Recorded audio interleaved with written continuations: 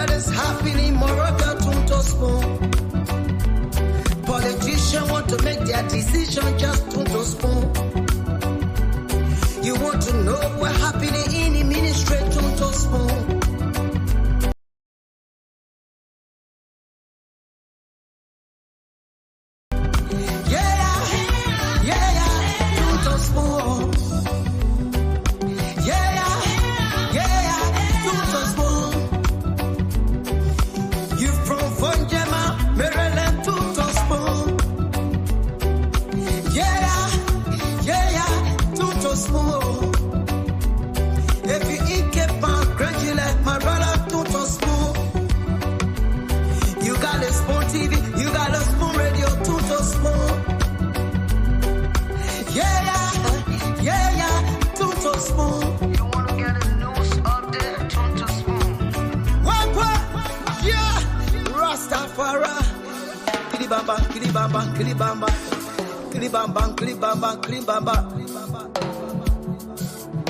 What I want? Yes, what you about today? Yes, what you about today?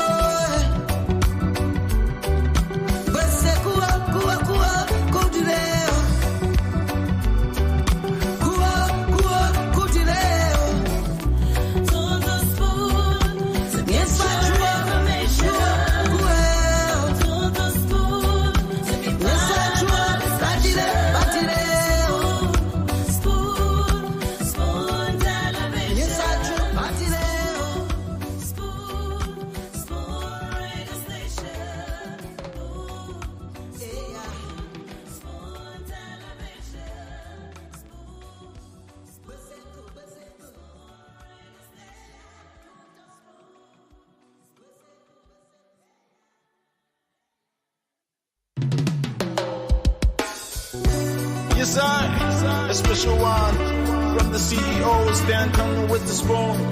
And your boy, Friday the Southern Band, charges on the beat. To the spoon to get your information. To the spoon to be part of our discussion. Spoon, spoon, spoon television. Spoon, spoon, spoon radio station. Spoon gonna tell you what is happening in Liberia. Spoon gonna tell you what is happening in Monrovia. Spoon gonna tell you what is happening in Africa. Just to spoon you will know. If the children crying for starvation, just to spoon. You want to get a news update, brother, to spoon. You want to know what is happening, more of your to spoon. Politicians want to make their decision just to spoon. You want to know what's happening in the ministry to spoon. To spoon. To spoon. You from Fonjema, Maryland, to spoon. To spoon. If you eat keep on graduate, my brother, to spoon. You got a spoon TV, you got a spoon radio, to spoon. To spoon. You want to get a news update, to spoon. What? Yeah! Rastafari. Kilibamba, kilibamba, kilibamba.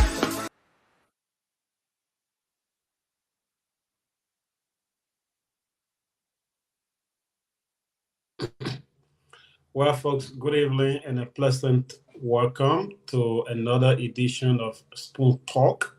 My name is James Samuel Goode Flummer, and coming on, we will be joined by Nelson Collet, who is getting ready to join us. And the team will be coming right after the introduction.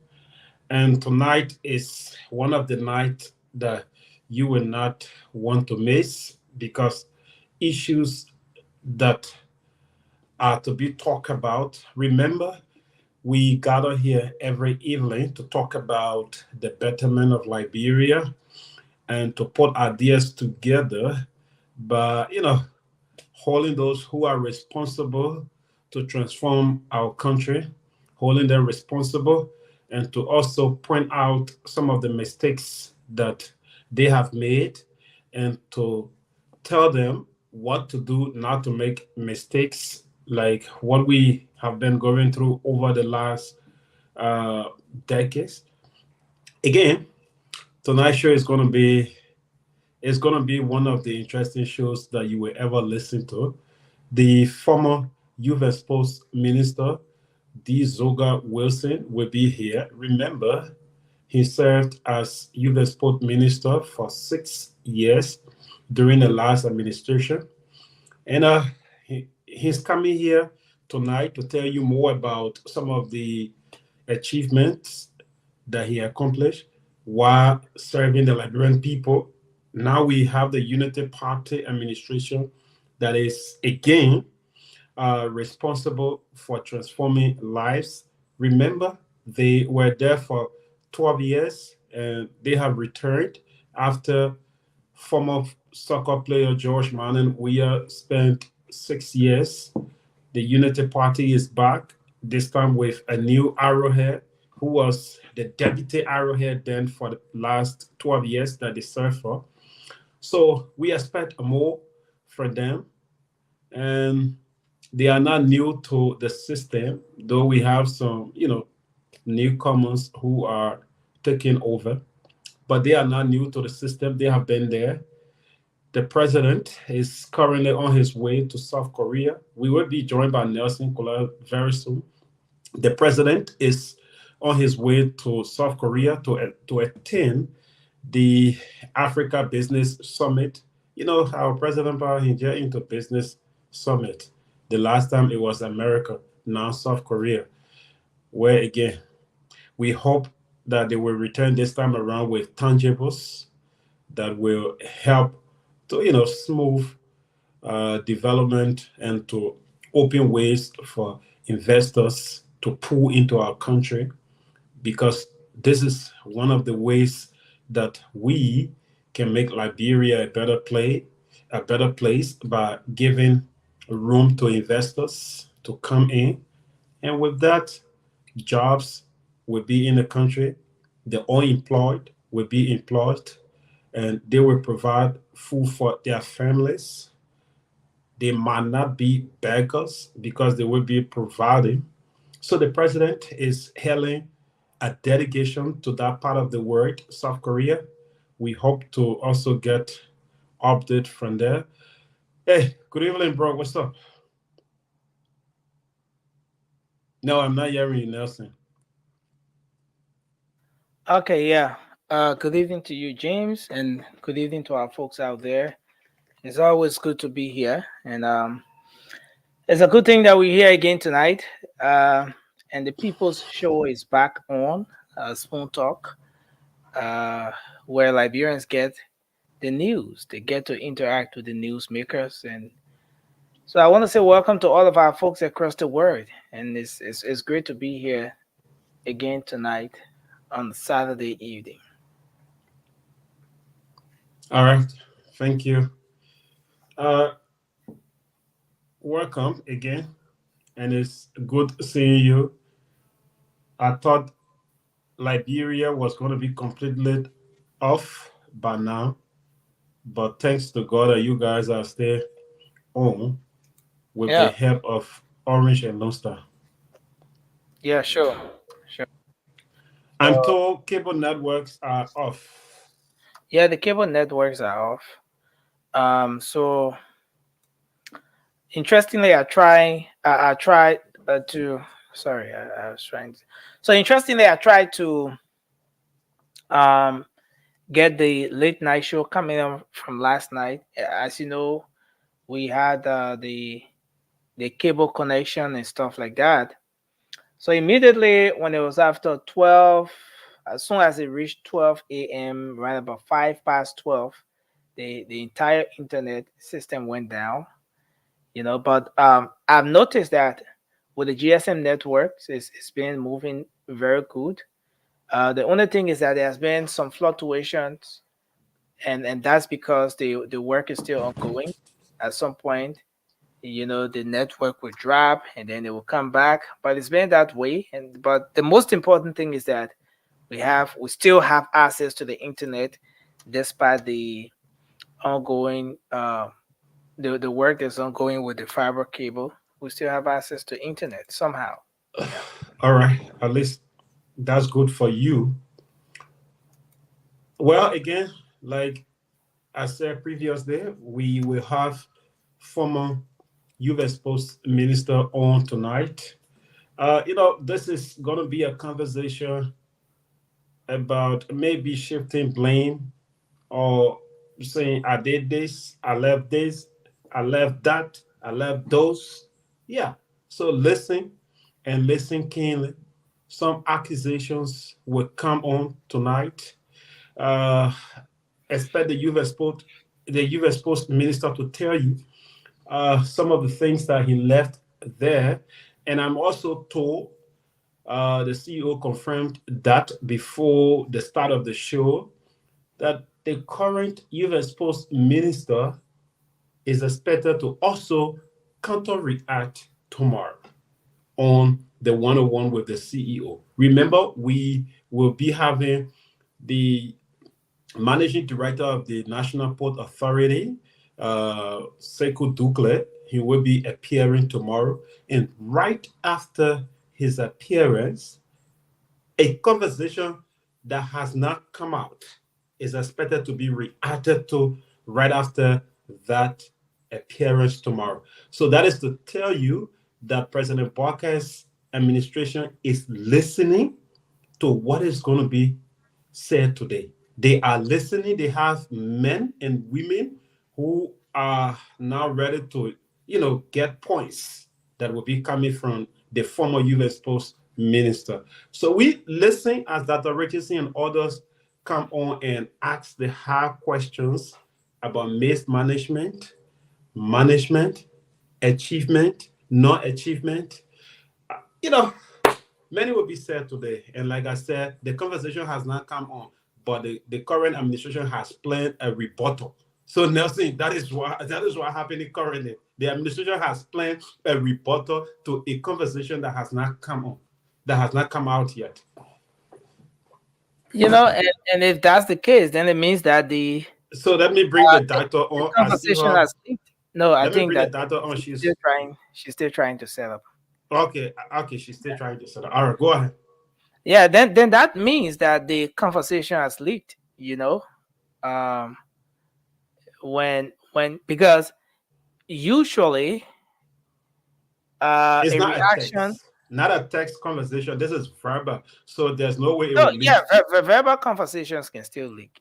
You know, So they will enter in his stomach you and again. I can decide that tomorrow by this time we'll have a press conference and say this, that, and XYZ. And after that conversation, the other party to whom we are supposed to be addressing the press conference could just get the information, and then they to start to plan a rebuttal ahead of the actual press conference that should spark the rebuttal. So Yeah. it's possible, Anyways, that's also even possible. verbally, it's possible. Yes, that's also possible because I'm told that the U.S. the former U.S. Foreign Minister specifically will be talking about the U.S. Foreign Ministry. And remember, we have many things that are going on there, and we've been hearing from other folks in the corridor that the former U.S. Foreign Minister did nothing, and he left a deep hole that the current administration is struggling to, patch, not even to to reconstruct, but just to patch some of the holes that he left. So again, like I said, if I will come on to preempt, maybe one of the major things that everyone will be listening to has to do with the current national team coach. I saw a news on Facebook where he was threatening to resign, and yesterday we listened to the current minister talking about allocation of funds to maintain him, where the National Port Authority had to make available 20,000 through the corporate responsibility. So many things, many things, many things, and all of these things were set, or the foundations were made available by the past administration. So we hope that former Minister Wilson will catalog his conversation, that the nation will incorporate them while we await the UP folks to come out. Yeah, certainly. So it's gonna be a great conversation tonight. It's gonna be a great show. So as we do here, we will at some point go to the phone lines, hear from the Yeah, but Liberian what are some of the trending issues currently? views. Yeah, lots of issues, lots of things are happening. You are aware that um, the code of conduct calls for the establishment of the office of the ombudsman, and that office is going to One take on minute. first. Okay, yeah. So the prosecutorial uh, angle with respect to what should be done to individuals who violate the code of conduct. Well, the president made some nominations, the chairperson being Councillor Finlay Kanga, Councillor Edmuna Martin, and Councillor James Lamipago. So it's been a long haul, especially considering that the officials, those nominated for the to occupy that office, had two confirmation hearings. The first one before the Senate went for a break, and that one was abruptly put to an end due to some information. Long story short, but the Senate returned, and finally on Thursday. Yeah, hello. No, I come in, Nelson. You said abruptly it was halted due to some information. Information like declassified. Is the information declassified, or you cannot No, it's, disclose? it's not classified. So yeah, here is the thing. The confirmation hearing was going on very fine until Senator DeLong asked the question as to what's the salary. So it all started with how much do we expect to be paid, and then some of the so Councilor Pago, for example, said I can accept anything because I want to serve my country, and yeah. So Senator DeLong said you can take even 500, anything. So you can take 400, anything.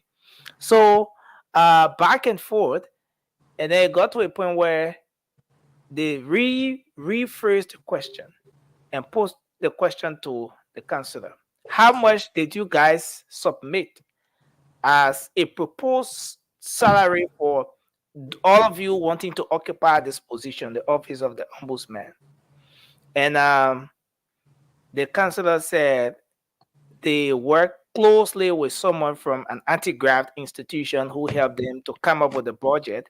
But as per what's proposed, or what is being proposed is 10,000, and that sparked the whole. No, no, no, no, no, no, no, no, no, no, no, no, no. 10,000 for an individual, or Yeah, 10,000 for 10,000 the for entire each people? person. 10,000 for each person. So that then caught the attention of the senators, and you could hear murmuring, and in no time, the confirmation hearing was ended abruptly, and then so it happened that the next session day, the Senate had to go for a break. So when they returned, finally they had a confirmation hearing, and on Thursday they were confirmed. But interestingly, um, two of the councillors who were nominated got confirmed on Thursday. Councillor Finlay Kanga, Councillor Edmona Martin, they both were confirmed. Councillor James Lamin Kwako was not confirmed based on the fact that the committee did not present a report from the confirmation hearing for him. So yes, that's what it was. And then, so what that means is that the office of the ombudsman has officially been created following the confirmation by the senators. That's a And the registration ten, to you. and the 10,000 Hello, went through. good day, Nelson. Yeah, hello. I have a question, Nelson. Is that Mhm. $10,000 per month, per year? That is 10,000 per month. Whoa. Okay. Yeah, but he said it was just a proposal. Okay. It was a proposal. It's something that was captured in their draft that was submitted. So So somebody yeah, give you a proposal, whether it's realistic or unrealistic, you're just telling it, right? yeah. No, it was proposed to the government. So it's more like something that's still negotiable. Yeah, let me put it that way. It's I kind of don't know. That thing has so many complications around it. Proposed budget was not finalized, and then they went ahead and confirmed them. Anyways, that's the executive problem. Well, that's yeah. an interesting story. We'll wait to hear it unfold. But Councillor Johnson, who was on yesterday, made some reference to the code of conduct and then the office of the ombudsman. He was happy that that was established Yeah. and felt that the Unity Party should adhere to the code of conduct to avoid embarrassment now that that office was established.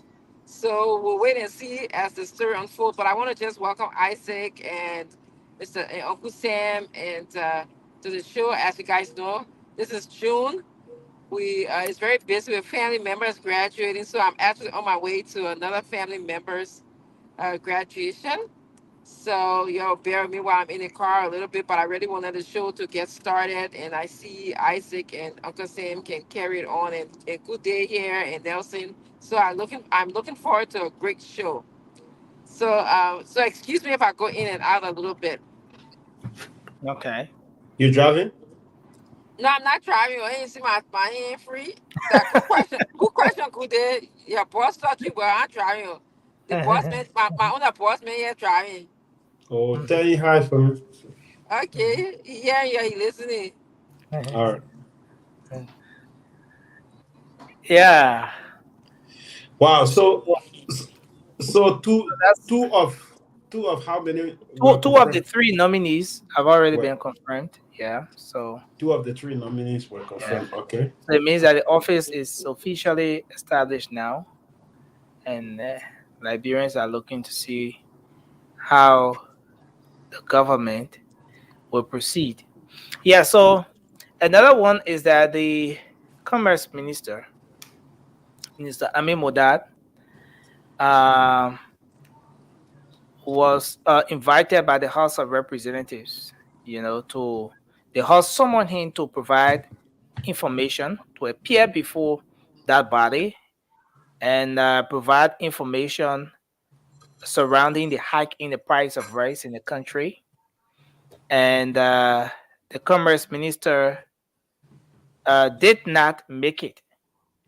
And so what happened is that he said his failure to appear before the House of Representatives was based on the fact that he had an engagement. He needed to travel. He had some travel to make and so forth. There was a trip.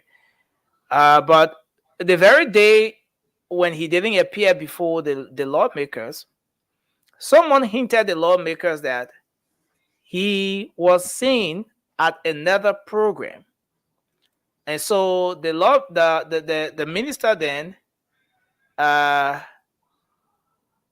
his own excuse for that was that he planned his trip. Yes, his trip was really planned. It was important, but then he got an information just at the 11th hour that there were some issues with respect to the whole trip he planned and so forth, and that was the reason why he didn't appear. But it was not some disrespect to the lawmakers, but the lawmakers held him in contempt. There were contempt charges,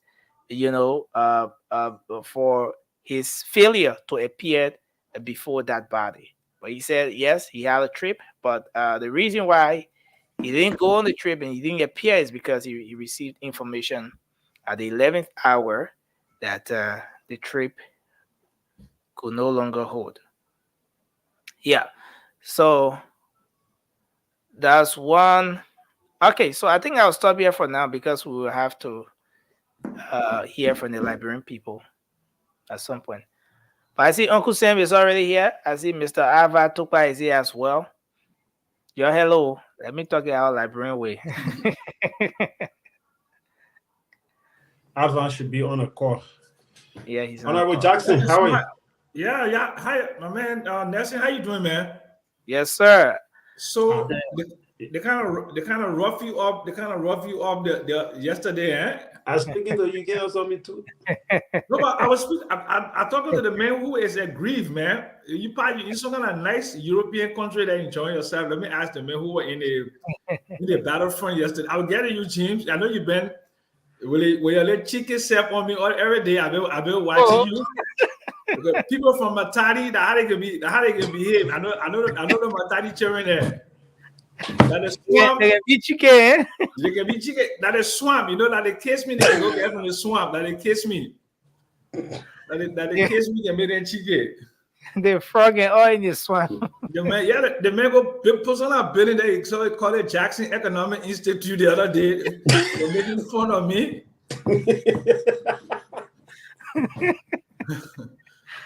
Yeah. No, but a good day and Nelson. Look,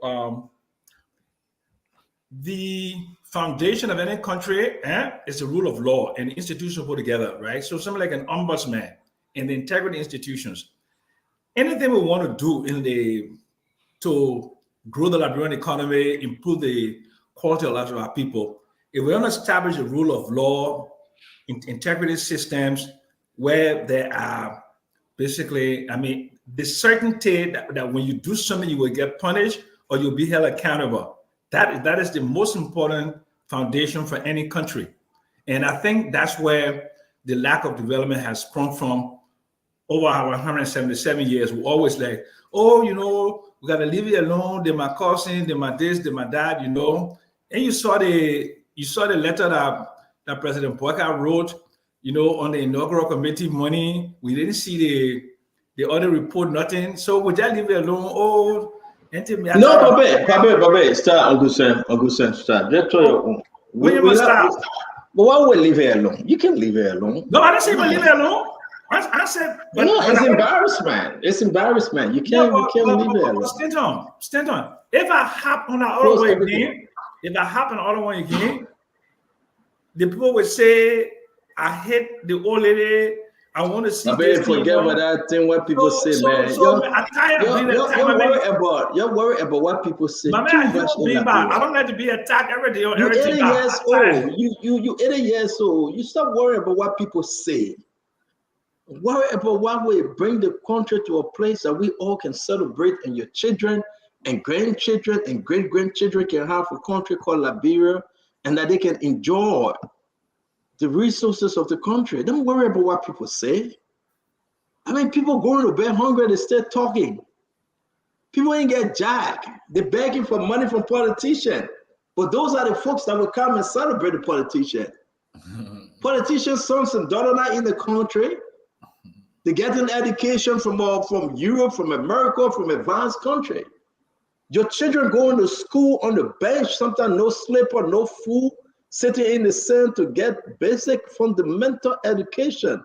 Uncle Sam, we need to help our people. Yeah. Our people are suffering. They are gullible. They just folks don't know that the very person you're celebrating today destroying your future and the future of your children. Yep. We need to. And so I care less when somebody said they will say this about me, or they should say this about Sam Jackson, or they will say this about Good Day Flomo. I'm proud of the young men that are working at the network, you know. Good Day life can never, ever be the same like he was in Lofa County. God forbid, million times. You never love the man from Matario. But Good Day life can never be the same like he was when he was watchman. Go to work working for $40 a month. He couldn't even see it. Eating kiss me. He wasn't even eating the kiss me, he was eating potter. Kiss me is nutritional, but the man was eating potter. The one the pregnant women can eat? No, that one the pregnant women can eat better. I mean, the one that got no salt in it. Oh my goodness. So Uncle Sam, we shouldn't worry about what people say. Oh, they will talk about me. Or they will speak evil of me. Or they will say this. We care less. May the things we do speak for us at this time, and will speak for us tomorrow and day after. Because we need to try to make Liberia better. You know, our country people are dying, man. Everybody for self, God for all. And now I know the rest of the guys going to come up. We're going to have Zoka Wisdom. We're going to have Samuel Koga from Nimba County. Zoka Wisdom, former youth and sport minister. But Uncle said, let's enjoy ourselves while give a little more time to the rest of the team to join us. Okay. Imagine, President James, put the president document up on Miata family. Please, if you have it, download it. Nelson, let's put it up. Imagine the president saying, Miata family, she's the best. The best. I have never knew anybody compared to Miata. The president praised Miata family, but failed to give the Liberian people the report that he requested for. Squandering over 650,000 United States dollars, causing the president to faint in the heat, causing the loss of Liberians that died. People got sick, misappropriation of the country inaugural fund. But the president says she's the best. So you know what I said? Said Sylvester Grisby is the best. It's okay that he requested over almost $500,000 from NASCAR, from the poor people money. So the president will come up with a letter to President Sylvester Grisby. I mean, people are going to get mad at Stanton at some point in this business. But I will not change, Uncle Sam. I am who I am. Then it will tell you who is on the other side, the opposition. It will inform your decision that President Joseph Yima Bwaka will take no action on anyone. Yeah. The Army Works investigation, nothing. Zero. Miata formula now, the president says she's the queen. Sylvester Grisby will be the king. The president rewarding these people with goodness, though they have come to destroy the nation. And then when you say, I Stanton not giving a chance. I leave Joseph Bwaka alone. President Bwaka is 80 years old this year. 80. Every decision the president will take, it will be detrimental to our nation, to his grandchildren, to his children, to the generation which is to come. If you make the right decision, it will be the plus. If you make the wrong decision, Liberian people will live through those decisions for centuries. And so while you might say, children on the good day, the weather is so beautiful. But, guys, thank you for joining us. Our people that are doing graduation ceremony, look at that Richardson. I said, look at the queen. Look at the queen. Dressed like she's in coming to America. Maybe Eddie bring her to America. Let's have video John. Let's have video John. Whatever. Your Majesty, the highest. King Whatever. Ozumba Uzumba Ozambiga. We Well, receive your information that the prince, don't join your Uncle Sam. Don't join in that the there, Uncle prince Sam. have but I don't called want to calling on. you queen. I don't want to calling you queen. I was the first person to call you queen. Thank you. Yeah. That the queen Amin have come and called his people. He has sown his royal. He has sown his royal oil, and he have left Africa to come and seek for our mistress, the queen. Will you be my bride? Abraham asking Dr. Richardson. I have traveled from Africa. I sat with lions. I sat with elephants, and I've come to New York, Queens. Will you be my bride, Dr. Richardson? And Dr. Richardson said, "Yeah, my queen." Folks, Dr. Richardson, where are you going? I'm going to a graduation party. Another one? Another one. You know, the Liberians are doing, our children are doing so well. This year, especially, you know, so I just get invited to a lot of my family members' events. And it's just, I'm happy, you know, I want to go celebrate with family. A lot of people say they're watching. They posted they're watching Dortmund and Real Madrid. So Nelson and Good Day have Bernie. They're leading Real Madrid 75 minutes into the game.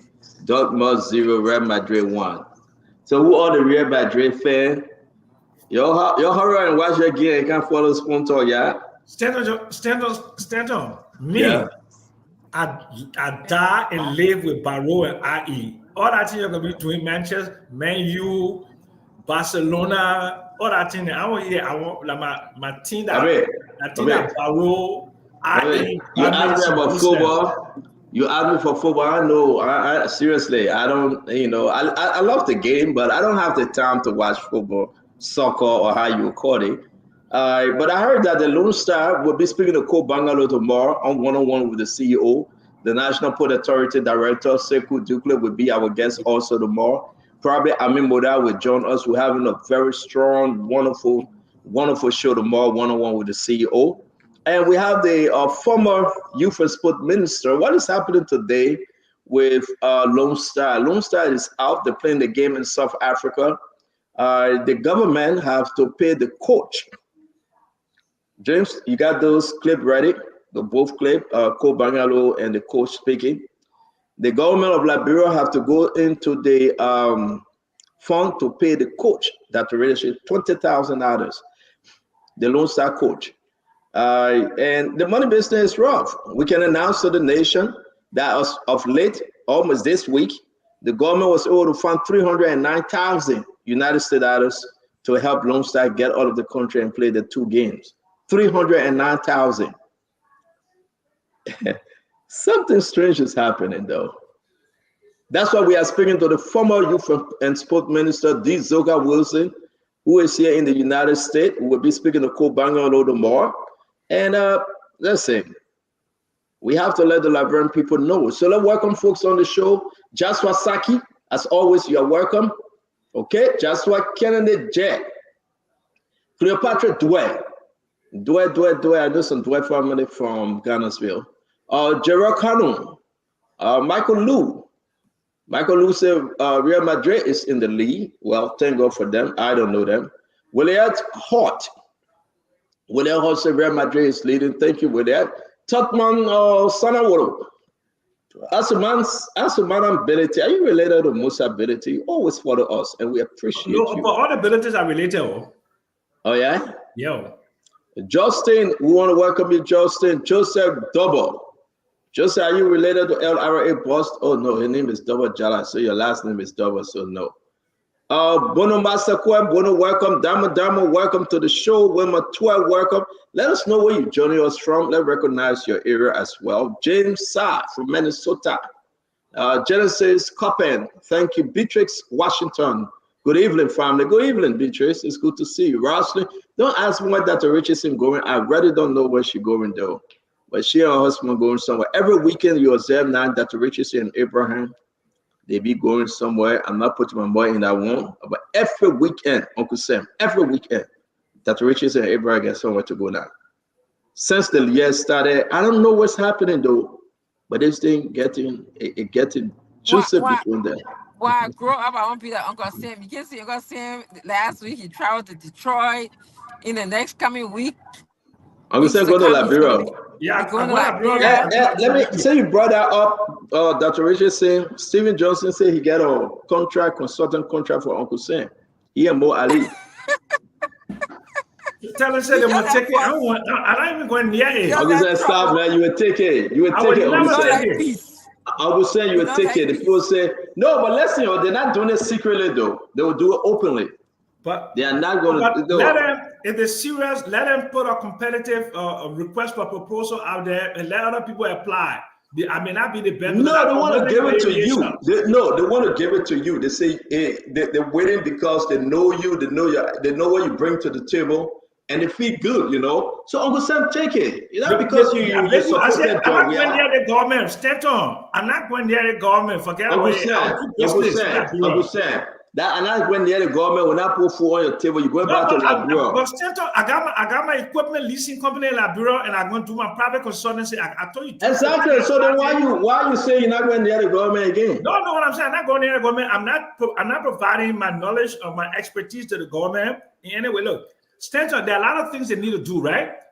Like I don't want to know, Uncle Sam. The project want me to give you the message and you get angry. Are you saying on national TV that if the LCAA offer you a contract to consult in different aspects, you will say no? I will never take it. Are you saying that if Mo Ali offer you a contract to consult in different ways, you will say no? I would say no. So anybody from the government propose a contract and say, come and help us, you're going to tell them no? 6 years, hands off. I'm not. Uncle Sam, you're on national TV though. Yes. No, yes. I believe Sam. I've reached out to him. I believe him. No, but I'm talk. No, I'm talk for what? I'm my piece. No, because Abba talk to me and he know the position of me and my wife. He know the position. Uncle Sam, I believe it. Uncle Sam, I believe you. I disagree with him, but I believe that what he would do. I disagree with him. Why do you think that? Why do you think he want to do that, Isaac? Why? Yeah. Because he feel it would throw in his face. That his problem. Sam is too sensitive. Sam does not need to be sensitive. If there's work to do that meets his skills, and he does have skills, the only problem I got was saying that he can wobble. That's my only problem with him. But I believe the Papa. You don't know. I'm telling you, he will not do it. Like a Republican. He will not do it. The man can flip like a Republican, man. I believe the Papa is sensitive. Trust me. On the draft he can play. He's sensitive. My man, I beg you. That thing are in the chat room. My man, outside the chat room, and I had discussion with the man. The man doesn't want to do it because he feel people will say something to him after the fact. He doesn't want to do it. Real Madrid got 2 goals now. 2-0. Real Madrid got 2 goals now. So we stay for Uncle Sam. I don't believe you. Dr. Richardson, do you believe what Uncle Sam said, Dr. Richardson? I think Uncle Sam will come around to serve the Liberian people, to serve his country. I think he's just talking because sometimes some of you guys give him a hard time, but he loves Liberia. And if the duty calls, he's going to respond appropriately. And that's a fact. He will. Listen, nobody will play that cha-cha and say Uncle Sam with that. Uncle Sam will go for everything Liberia first, money second. But in Uncle Sam book, money first, Liberia second, and everything bullshit. Look, and everything go to hell. Yo, Stanton. You know how many people have called me and said we want to do this? I said I can't do it because the way how it started, the way I started, I'm like an itinerary critic of the government. I cannot, and I plan to be very strong with the opposition. I cannot play the role of an opposition and play the role of being co-opted or facilitating. So I just cannot do that. No, but you see, you're looking at it wrongly. You don't have to be co-opted. But if there's solutions you can offer through the implementation of your skills or the capacity you have, there's nothing wrong with it. Because you talk all the time, right? You can't just be a critic. So basically, let me tell you what I'm willing to do. I have facilitated 3 scholarships of Liberian officials to LSE. I did that. Okay. Number 2, there's a Liberian Growth Summit that's coming, and I'm going to be participating in that. So those are the things I can do to support government's development, right? So, but I cannot, apply for a request for proposal or get a no objection contract for the government for consultancy. I'm not interested in that. I think we get younger, more qualified, and people with more energy to do these things than I can. Because the reason why you do a lot of these things, because post-war, nobody had gone to school, nobody had done anything. So with the degree that I have, we did a lot of stuff, but then we have built a lot of capacity. So we built a lot of capacity, and it's time to give. I don't disagree with you on that. If they explain the cycle, there's a lot of qualified Liberians. There's a lot of qualified Liberians now out there who can help and do it, but they need to expand the space. Yeah. They need to expand. That's what they're saying. You talk about the database. Uncle Sam, let me hear you, Uncle Sam. I don't believe we're gonna have a show. Let's do a database for the country. Uncle Sam, we gotta go. Uncle Sam, we're not gonna get into your. It's not about me. We talk about the database. Uncle Sam, we gotta go. We got people coming on. Let's do a database of what? Let's do a database for the country of Liberian professionals. We need Uncle Sam, we gotta go. We got show to do. The database. We got show to do. I say. Just for people going to register. I said we got shit to do. I beg you, my brother. Let Uncle Sam alone. Folks, again, let me announce to you guys, sorry, Uncle Sam will take that money and he will do anything the government want him to do. We do not you said what Lee Uncle said, he said Uncle Sam will take money. Yeah, I don't trust. You won't have the last word. You know, Stanton won't have the last word. I don't trust Uncle Sam. He will take that money and do anything this government wants to do. Anything here, Uncle Sam say when you go to Liberia, he will flip. He's a Liberian Republican. He will flip. That I can tell you. Please. But we're going to bring in D. Zoga Wilson. Zoga, are you ready?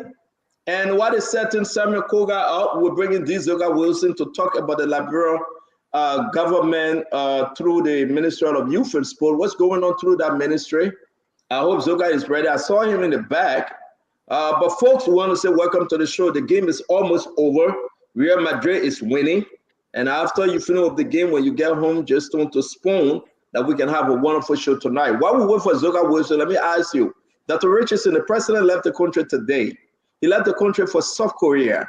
Uncle Sam, he left the country today. Isaac, are you with us? You got somebody in your back, Isaac. Maybe you want to get off camera, please. You can put me off, but that's my lovely wife. She's my backbone. So okay, so she's not on our show. So let me put you off. When she finishes, then you can come back on. I'm begging you. We don't want no problem. All right. If you want to make her a panelist, then she can sit down and we'll bring her on as a panelist. But Uncle Sam, let me ask you a question real quick. Yeah. At the end of the day, President Joseph Boakai left the country for South Korea. Okay. All right. If they manage to put together a good presentation to market Liberia, but I don't know what the purpose of this trip is, right? But South Korea is an economic giant. What those people have done in the last 50 years is nothing short of phenomenal, okay? There are a lot of things the South Koreans can teach us, and South Korea have the expertise and the finance to help us. So all of these things is not just going to visit, it's to take a plan, it's to market Liberia. In advance of this trip, there should have been, okay, and I showed the token, where the sectoral experts get together and they try to see how there can be some kind of a relationship between Liberia. What does South Korea have to offer Liberia and what Liberia has to offer South Korea, right? And how they can put together. And if I were them, I would put together something like a South Korean Liberian committee, right? A South Korean Liberian commission, right? And that South Korean Liberian commission will be the implementing agency or implementing entity. Well, okay, so first of all, let's get something started while we back and forth. Let's set something up, Uncle Sam. The president left. Delon is on the trip, Senator Delon of Monserrato. Tal Wangwe is on the trip, Representative Wangwe from Nimba County. And ministers and other group that are traveling with the president. You know, the former list now, we'll go back to this list issue. The executive mansion decided not to call who traveling when you talk about AIDS and the press group, and all these things. They decide just to cut that off. They were just talking about the ministers or the senators that go in along, and and I do believe that at the end of the day, though, if we can sit down and go back in history, when we beat on Joey for all these little things, Madam Salif, and we find ourselves doing it, it's troubling, Uncle Sam. Let's welcome D. Zoga Wilson, former Youth and Sport Minister. Welcome to the show, and we'll get back to that conversation, D. Zoga. Thank you so much, Stan. Can you hear me? We can hear you, D. Zoga. How are you doing today? I put the bus away. I put the bus away. Okay. Yeah, how are you today, Diesel? How are you doing? Well, I'm fine. To God be the glory. It's always good to have you on Spoon. We'll discuss national issue very quick. I think we also should be having Representative Koga in studio if all is well. But we're going to start with you first, D. Zoga Wilson. Your location, you're not in Liberia, are you? No, I'm currently in the United States. I'm in Northeast Philadelphia. Oh, wow. Wow. Hey, retirement suite. But look at the man put his sexy t-shirt on. Wow. Folks, you can see Diesel, that the Richard say retirement suite. So you left the government and you can't quit you can't quit to America to retire. Are you retired yet? My man, we gotta know my business. Oh, but you're on the show. Are you retired or what are we doing? You know, I turned 60 in February, so you get. Oh, you turned 60. Wow. Wow. But to God, I mean, you're looking real good though. Yeah. Thank you. So you're looking better now than you when you were serving as minister. What was it stressful? Were you under so much stress? I'm still the same person. No, you're not. You're looking real good. You look like you started going to the gym and doing bodybuilding and things. You look like Schwarzenegger. You look real good. Thank you for the compliment. No, but yeah, you got Dr. Richardson, you're laughing, Uncle Sam. But seriously, maybe you're under so much stress though. The man looking younger. Yeah. My man, I'm all right. To God be the glory. Is it to God be the great things he has done? To God be the glory. We want to say thank you for joining us. We're waiting for Ava. I don't know. The woman went behind Ava in her office, Jeff, for him not to come on the show. She refuses to leave from behind Ava, and he stays saying not looking. And later he won't come up, but the woman said, I'm leaving from here. So we want to say, Diesel, man, what's going on? Let's start with the team. Let's get into this conversation. How you left the national team? Well, before I respond to you, because today is a special day for one of my children. Today is my daughter's birthday, Patience. I want to wish her happy birthday, long life and prosperity. Happy birthday, Patience. Happy birthday to you. The birthday of a dear friend of mine that I went to school with, Patricia Dow, in the Philadelphia area. I just want to wish Patricia happy birthday as well. That being said, before I directly answer your question, I listened to the intro from Gude Flomo. And let me just be clear to the audience. I am not here to criticize the government. Neither am I here to criticize my friend and brother, J. Kobangal. I was asked to come and talk about our time at the Ministerial Youth and Sports. And that's what I'm here for, and to also discuss other national issues if need be. So the national team, we started the competition. Prior to us leaving, we had terminated the services of the coach, Keita. We terminated his services. And the last two games we played, I believe, had to utilize the services of the former national team coach, who were also technical director, Thomas Kojo. And then after the two games, we left. We left the national team as such. with our professional players and the local players. I believe they were all ready to play if they were called upon. So that's to answer your question. Let's go into, where you left the team, though. I'm talking about everything. I'm not asking you to criticize Minister Cook Bangalo, because I would do no such thing. But let me play this clip, and maybe you will respond. Let me see if this is something normal for the ministry or LFA. So let's play this. We have some clip circulating around. And folks, just to remind you that the Minister Cook Bangalo will be our guest tomorrow on 101. Let me play this. A lot of duplications occurred during this counting meet of our tickets.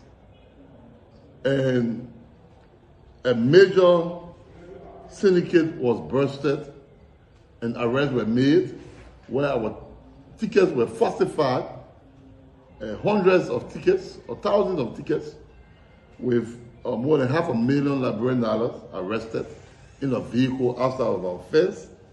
And that matter is currently with the Liberian National Police. I am told that the individuals have been charged and are being forwarded to court for prosecution. So that in itself actually hampered the manner in which the intake should have flowed. And we are told it was done with the support of individuals who work with the company that was hired to print the tickets prior to our takeover. So these tickets were printed since last year. So it was prior to our takeover as minister. And those are some of the things I said we're going to change. So guys, address this countermeat issue first. So you guys printed a ticket prior to the takeover, and you put some fraudulent business. That hampered them today, like he's saying.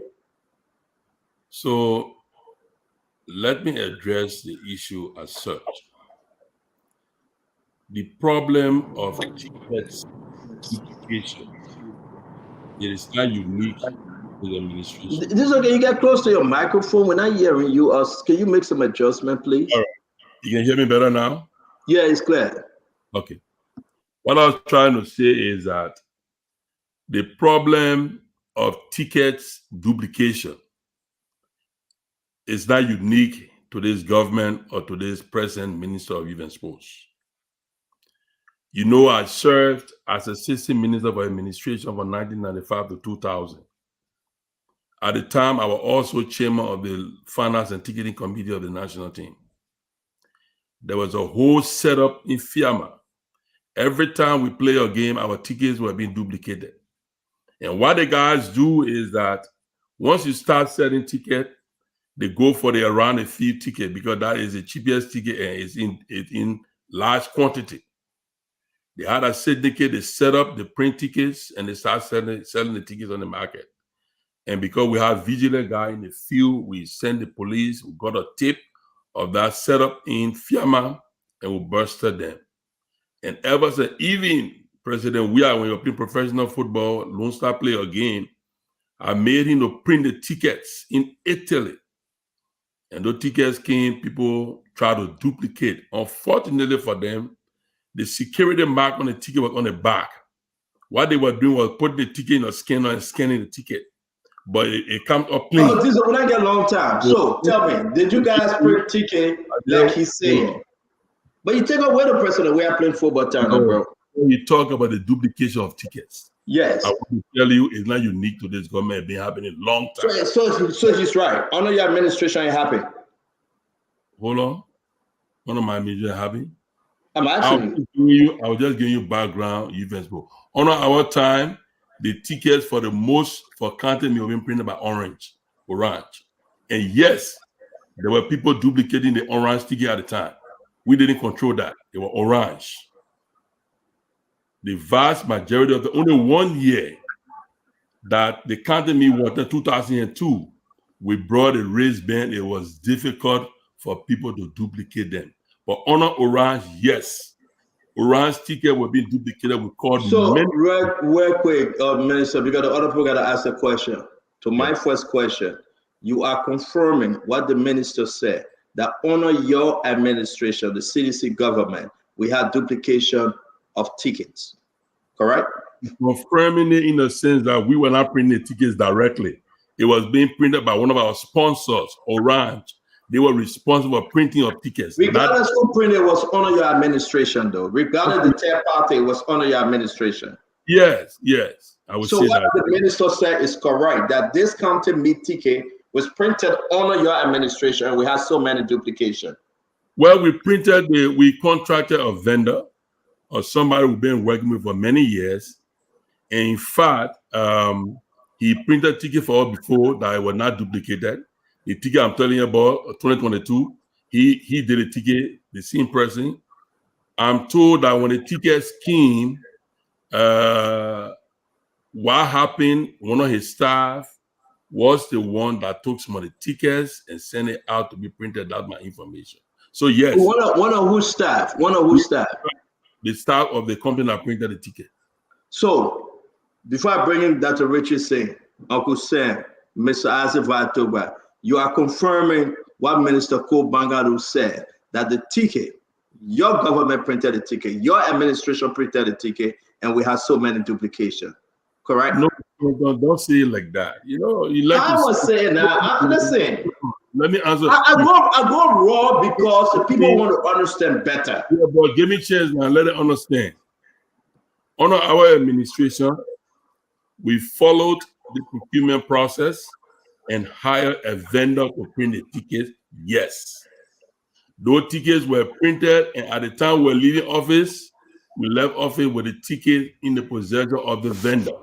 And the vendor was instructed to turn the ticket over to the final section at the Ministry of Youth and Sports prior to us leaving. So all that one and that yama, you printed it. You printed. Thank you. Yeah, but you printed the ticket. You diesel, you were minister. You printed the ticket. You printed the duplicate, and the people you hired to print the ticket printed duplicate. Senator, you gotta stop that. We did not print duplicate. All right, I'll be quiet. I'll be quiet. You don't want me to talk? Let me be quiet, because now we get every great shoot on side this year. Before you come after me, that's your brother and friend. I will be quiet. You don't want me to speak this, but Uncle Sam, you know where I'm coming from, right? Dr. Richardson and Remy Gray as a vibe. Under the George manner, we are government. Under your administration, Ko Bangalu, the current minister, saying you printed it. And whosoever you hired to do it, printed duplicate. Yes or no? No, he did not print duplicate. Okay, Dr. Richardson, go ahead. Dr. Richardson, go ahead. Who printed a duplicate? Who printed a duplicate? Hold on now. The person we hired did not print duplicates. He printed the tickets as were ordered. It is my understanding, because when I heard about the duplication of tickets, I decided to call him to find out what happened, because we contracted him, and he told me one of his staff in his office was the one that was helping him when he was in China to print the ticket. He had all the information. That's not a story. One of his child, his mother, his father, his brother and sister, he printed a duplicate. Dr. Richardson, let's bring you in. We're gonna put former Minister Diesel Wilson on the hot seat. The people will decide. It's good to have you folks share the program. The game is over. Real Madrid have won the game. Come back to Spoon. Let's have fun. Dr. Richardson. Mr. Wilson. Yes, Mr. Wilson. Yes, it's good to see you. I can see that you're very relaxed.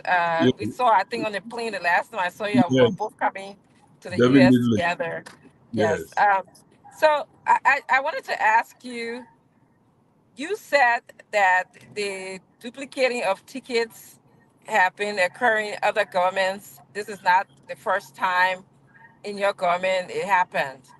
How do you think it impacts soccer and good governance in Liberia? This whole duplicating of tickets, how does it impact the whole soccer team, the whole sports team, and good governance in Liberia? Well, the thing is, this is a syndicate that no minister or government can easily control because people are organized criminal.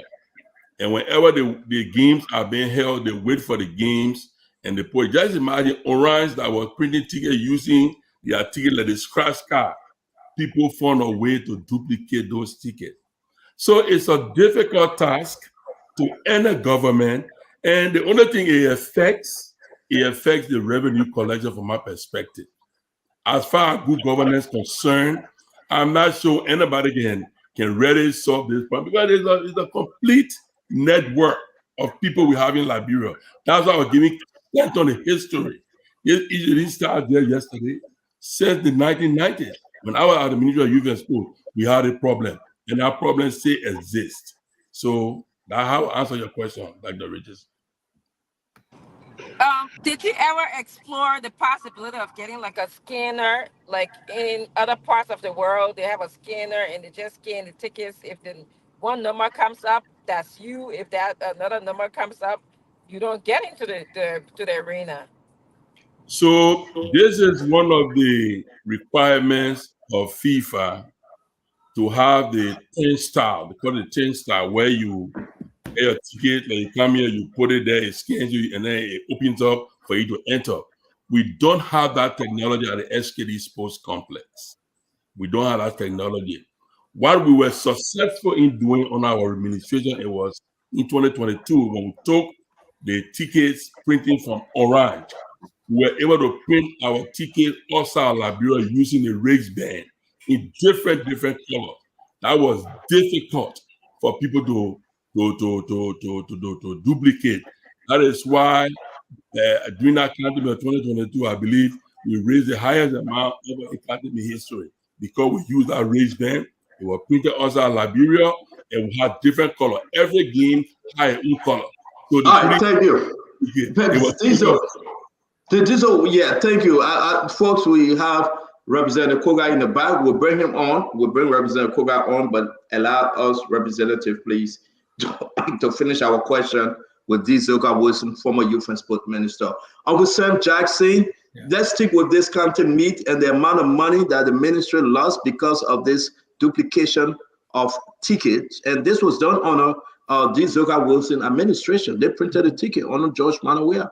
That is not true, Stanton. I would not accept your false. Well, who printed a ticket? Stanton. You are a businessman. If you get your business to somebody to do, and somebody in the person's organization did something else, how do I fault you for that? Don't say Georgia administration printed duplicate ticket. I would not. I said, okay, let me serious, right? I don't want to take your time, but let me serious. I said, Remy Gray, Samuel Jackson. Under whose administration the ticket was printed? That is not in dispute. No, under whose administration the ticket was printed? That is not in dispute. So then why you blaming me when I say under the D. Zoka Wilson administration, Joe Manawea government, they printed duplication of tickets? No, that's not true. The duplication of ticket were printed under this administration, not the Joe administration. When they printed the game ticket, the academy were held under this administration when the ticket was duplicated. So speak your language correctly, bro. How you say that it was under this administration? Then we have hold on. Let's play the 1 minute something. Let's listen to the current minister called Bangano. A lot of duplications occurred during this county meet of our tickets, and a major syndicate was bursted and arrests were made where our tickets were falsified, hundreds of tickets or thousands of tickets with more than $500,000 Liberian arrested in a vehicle outside of our fence. And that matter is currently with the Liberian National Police. I am told that the individuals have been charged and are being forwarded to court for prosecution. So that in itself actually hampered the manner in which the intake should have flowed. And we are told it was done with the support of individuals who work with the company that was hired to print the tickets prior to our takeover. So these tickets were printed since last year. So you hear it very clear. No, guys. You got to be very serious now. Prior to our takeover, individual who work with the company, it was done prior to our takeover. As if am I missing something, Uncle Sam? Yeah. Okay. So Diesel. Yeah. Look, Stanton. Let's just be very clear. Since I was a kid going to the Anthony Tubman Stadium, duplication of tickets on a Talbot, and other thing. Okay. Look, you can't fault an administration for that.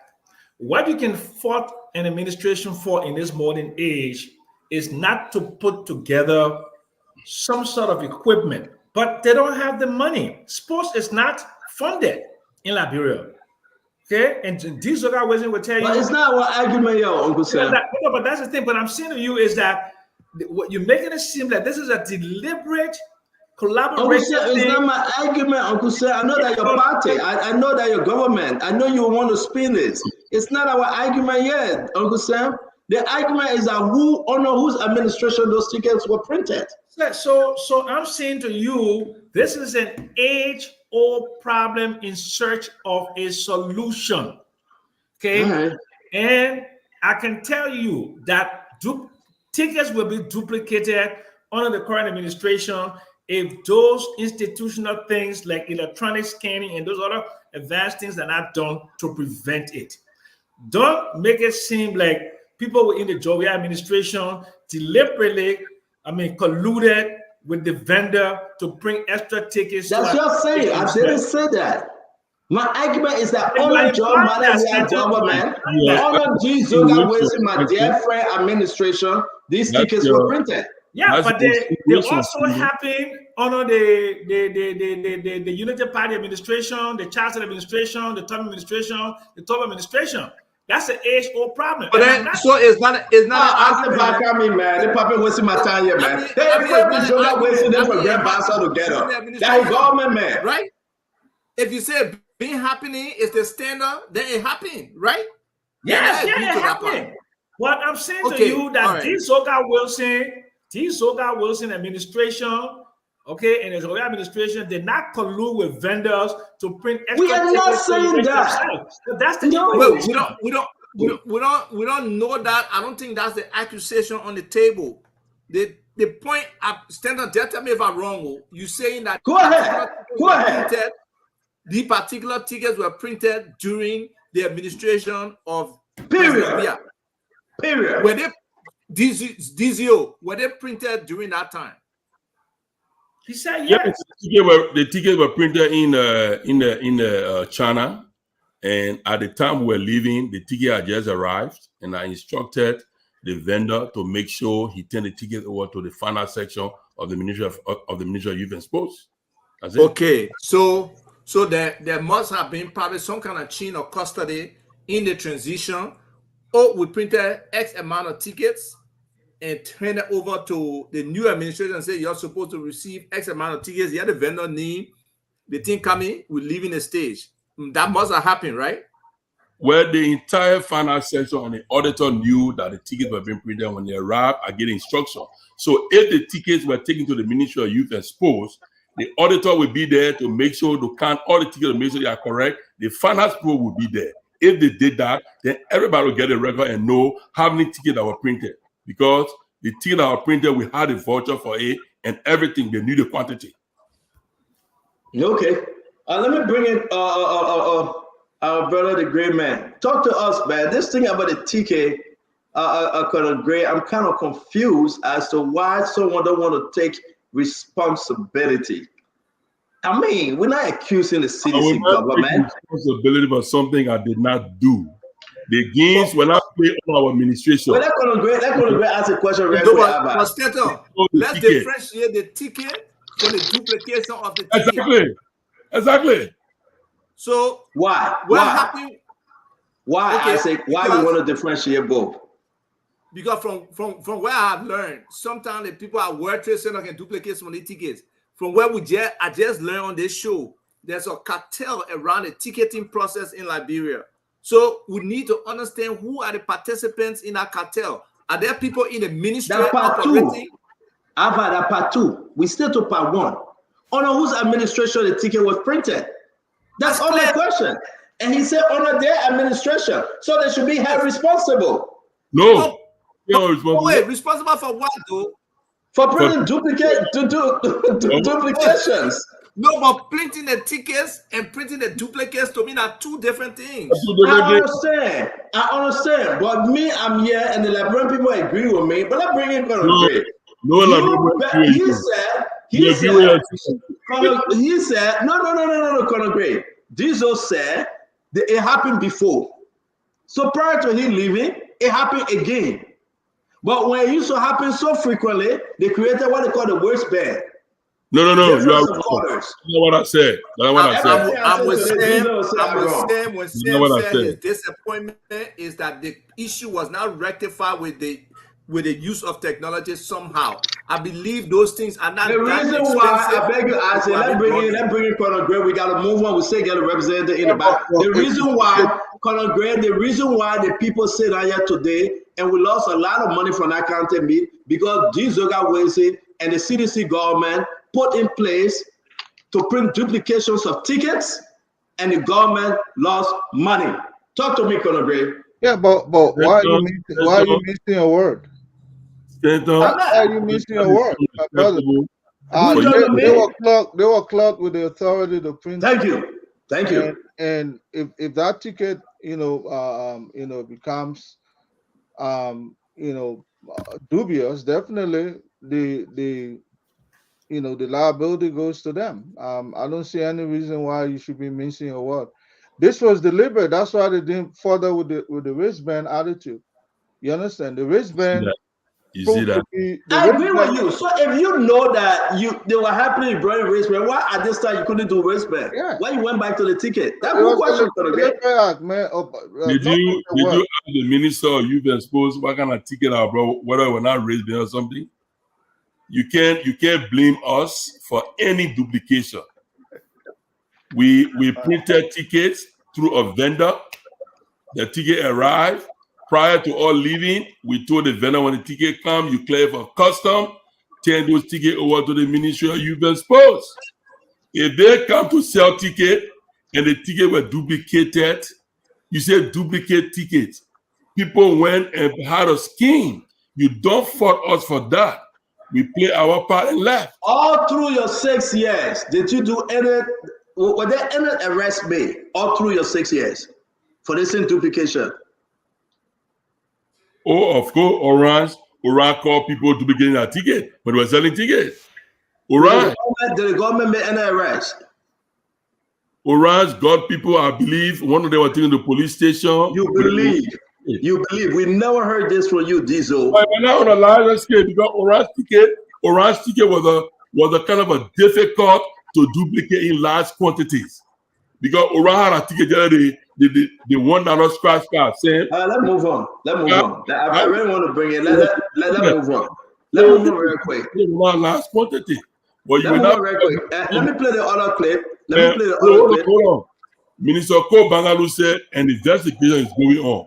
Let's wait for the Okan investigation, and I hope you call me back when our investigation report come on. Then you know how it happened instead of blaming the Georgia government. But I do believe that a lot of folks here, besides Sam Johnson, who is a sedition in disguise, we all believe that you guys printed the ticket. The prison that exists, like that's $1 billion. The prison that exists. Yeah. Is that company Umba or Sedition, the company that printed the ticket? Yeah, man. Those things that could. All right, let me play this. Let me play this one. One of my followers say, how many tickets you guys requested for, and how many tickets were received before you left? Minister Kobango have the record. I don't record the record. Ask them; they will tell you the record. I want to tell you, the government of Georgia and the Ministry of Youth and Sports under my regime did not duplicate any ticket for the Gon County meet. All we did was stay in power. We were preparing for county meet because you remember we were supposed to host county meet started December 16. On the 15th, President Weah instructed me to cancel county meet. So we were supposed to host county meet. That's why we printed those tickets. We didn't print it to leave it for them. We were supposed to host county meet. If you could recall, our teams were all in the counties getting ready for county meet when President Weah called me on that Friday and told me I needed to cancel county meet. So we canceled the county meet. So let me play the next audio from last week. We made interventions. We were able to provide $1 million Liberian to the national team for training because we didn't want interruptions in the training sections here. And then a few days ago, we also provided $4,000 to the coach for part of his contract that deals with feeding. And just this morning, through the CSR, which is Corporate Social Responsibility of the National Port Authority, based on our engagement with them, we presented $20,000 to the coach, to Coach Mario Marinica this morning against his arrear.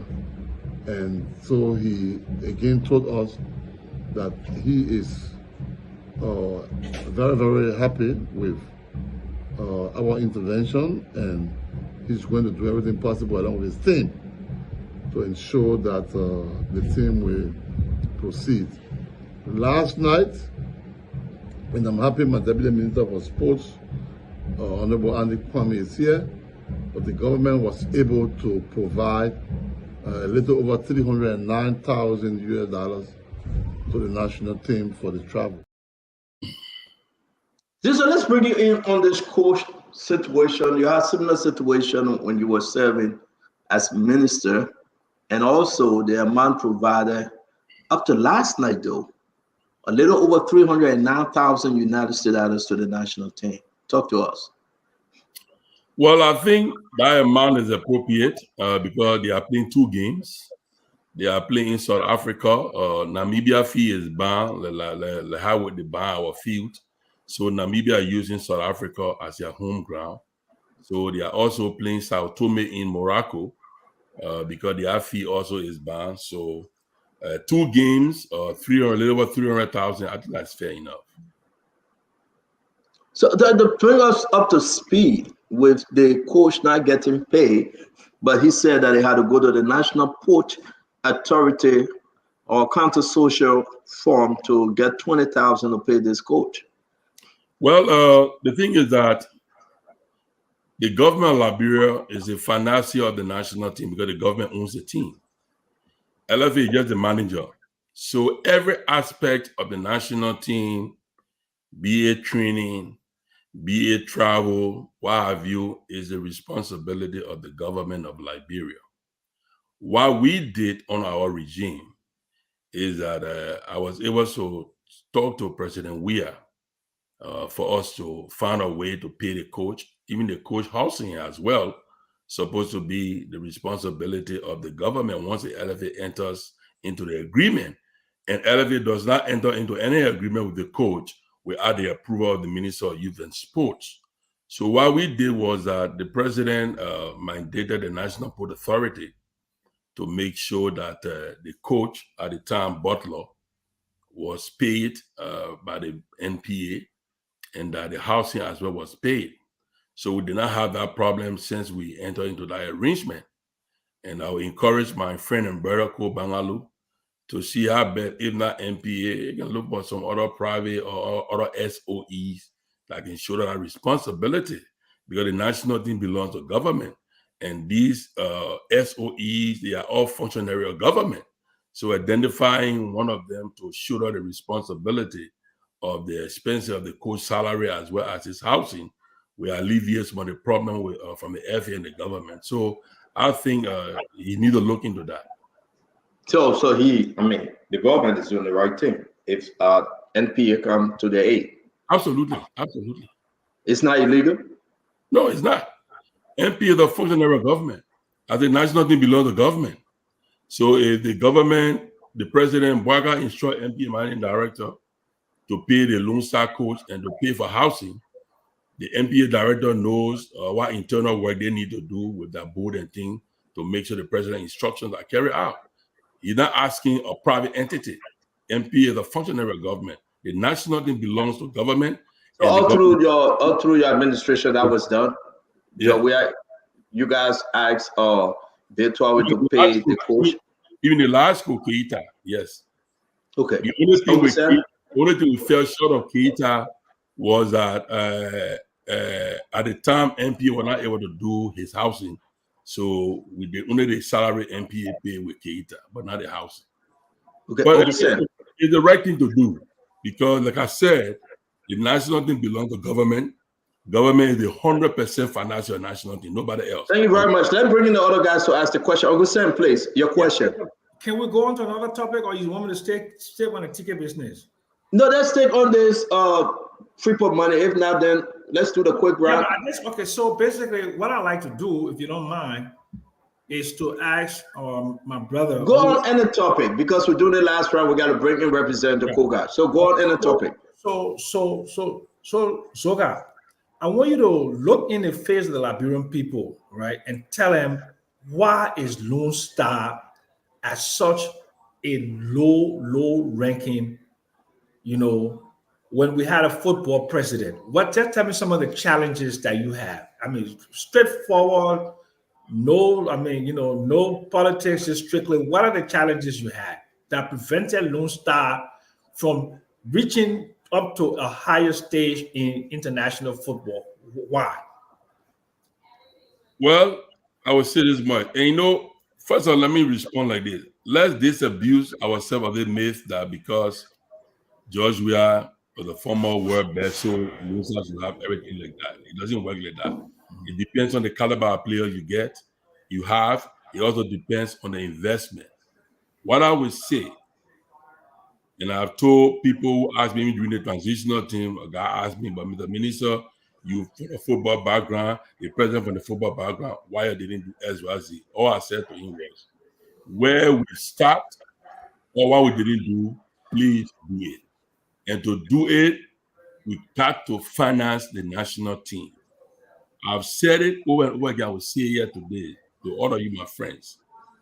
Government of Liberia, even this government, will not support national team financially adequately through budgetary appropriation, because our budget envelope does not exceed the 700,000+. You will not do it. We have to look for other means of financing the national team. When I was minister, I tried to advocate the imposition of excise tax on alcoholic beverages and cigarettes, but I didn't get much support. We have to find other means of financing the national team, and not through budgetary means. And we don't have just one national team. There are so many other national teams. So to answer your question directly, Sammy, our problem is funding. If we don't have adequate funding for our national teams, our put else there. It's not just Lone Star. We got an athletic team. We got a deaf team, the Deaf Sports Association. We got the amputee and the national team. In the national team football, you got male and female, but we don't have adequate funding. We never had it. And this government, I appeal to this government, we must look for other means of funding the national team, to have a sports development fund to fund the national team or the budgetary appropriation, because that will not work. Okay, so Zora, let me disagree with you, okay? You lived in America a long time, right? And you've seen other societies. Like sports development is not, you can't throw money at it. You have to have structures that start from like the bottom, elementary school, high schools, all along the chain where people get to be teenagers to become world-class talent. So just finding money to throw it at Lone Star is not to me, okay? And I'm a sports fanatic, okay? It's not going to work. And I mean, I'm sure you have a strategic plan to take the team up to a higher level, or just for general sports development in the country. There has to be a strategic plan. And all of us have to put our hands together to do a strategic plan for overall sports development. I think that's where the disconnect is. It's not about money. Because if you create teams, we got to run, Uncle Sam. I beg you. We better make sure we got to run. 1 minute. Let me just push basketball, Uncle Sam. Your question was specific to the national team. You did not tell me. You did not ask about sports development. And I'm telling you, the national team. But I was thinking within the confines of sports development because it's the national team. Football is just one aspect of sport. I understand. There's one thing to ask about sports development, but look, my response remains the same. Sports development, national team, we can't do it through budgetary appropriation. We have to find other means of funding to be able to develop sports in Liberia. Thank you. Okay, so I think the people are justified in terms of the fact that you guys do have athletic background, have sports background. But before I ask my question, stand up. I can wear my muscle shirt next time. You don't have listen, man. You don't have muscle like Diesel, man. You're skinny like that. man. You're kind of lazy. Diesel. Hey, man, you're messing with me. So Diesel, look, you guys, you are I think assistant or deputy minister before. You had the opportunity to see so many things. You got in the driver's seat. Mane, or the former president, was a player. He went from small town playing to the top of the world in a game, one of the greatest ever. And I believe the goodwill for sports were there, especially that first visit to France when it was to integrate sports and agriculture. So do you think the opportunities were wasted to use, the former president, the current president were wasted opportunities? Do you think the what we have with sports? There were even something about sports academy with the people from Australia. And we try, we work with you, the other people work with you. What do you think really stopped? Like you say, also some of these things to get funding, it will not be the national budget. Do you think there was enough effort made with the goodwill and the other things out there to really bring sports to impact the young people in this country? Look, man, I'll be honest. As a former national team player, President Weah himself being a former national team player and a world star, the country was looking up to us to make a difference because we played the game. We were there. And I'm not satisfied with what we did. I believe we could have done more. And I think posterity will judge us. Because if we did not do it, the question is being asked, who will? And I gotta be honest about this one here. I believe we could have done more. And I believe opportunities were there for us to do more. And we just did not. And I can't sugarcoat this one because I come from a football background. I come from a sports background. We get beaten up on. We just gotta be honest about that to answer your questions. I understand. You want to come with your second answer? Yes, sure. So now, looking back, you saw some things. Are you willing, or have you engaged? I know people do the transition, you pass the notes over, but as somebody who should be still concerned with the development of sports in Liberia, are you willing to engage Cole to see how you can gain some pointers? Maybe he may reject it, but are you in your heart willing to help to see how, because sports is a major unifier, is a major support to the development process. It teaches young people so many different things. It really helps them get going as individuals, as leaders, as participants in organized things. Can you help with that? Do you think you have that in your heart to really reach out and do some things? Ava, to answer your question directly, I would say yes. I've always said I come from a sports background. We are not politicians. We engage in an activity that unifies people. I told Minister Ko Bangalo, I availed myself to him pro bono. Anytime he visited me at my house, we had a very good discussion. In fact, he referred to me as an informal advisor. And I'm always willing, whenever he's ready, to call upon me to help me, not just in sports, in youth development, in TVET. Look, we left a lot at our Ministry of Youth and Sports when it comes to youth, when it comes to TVET.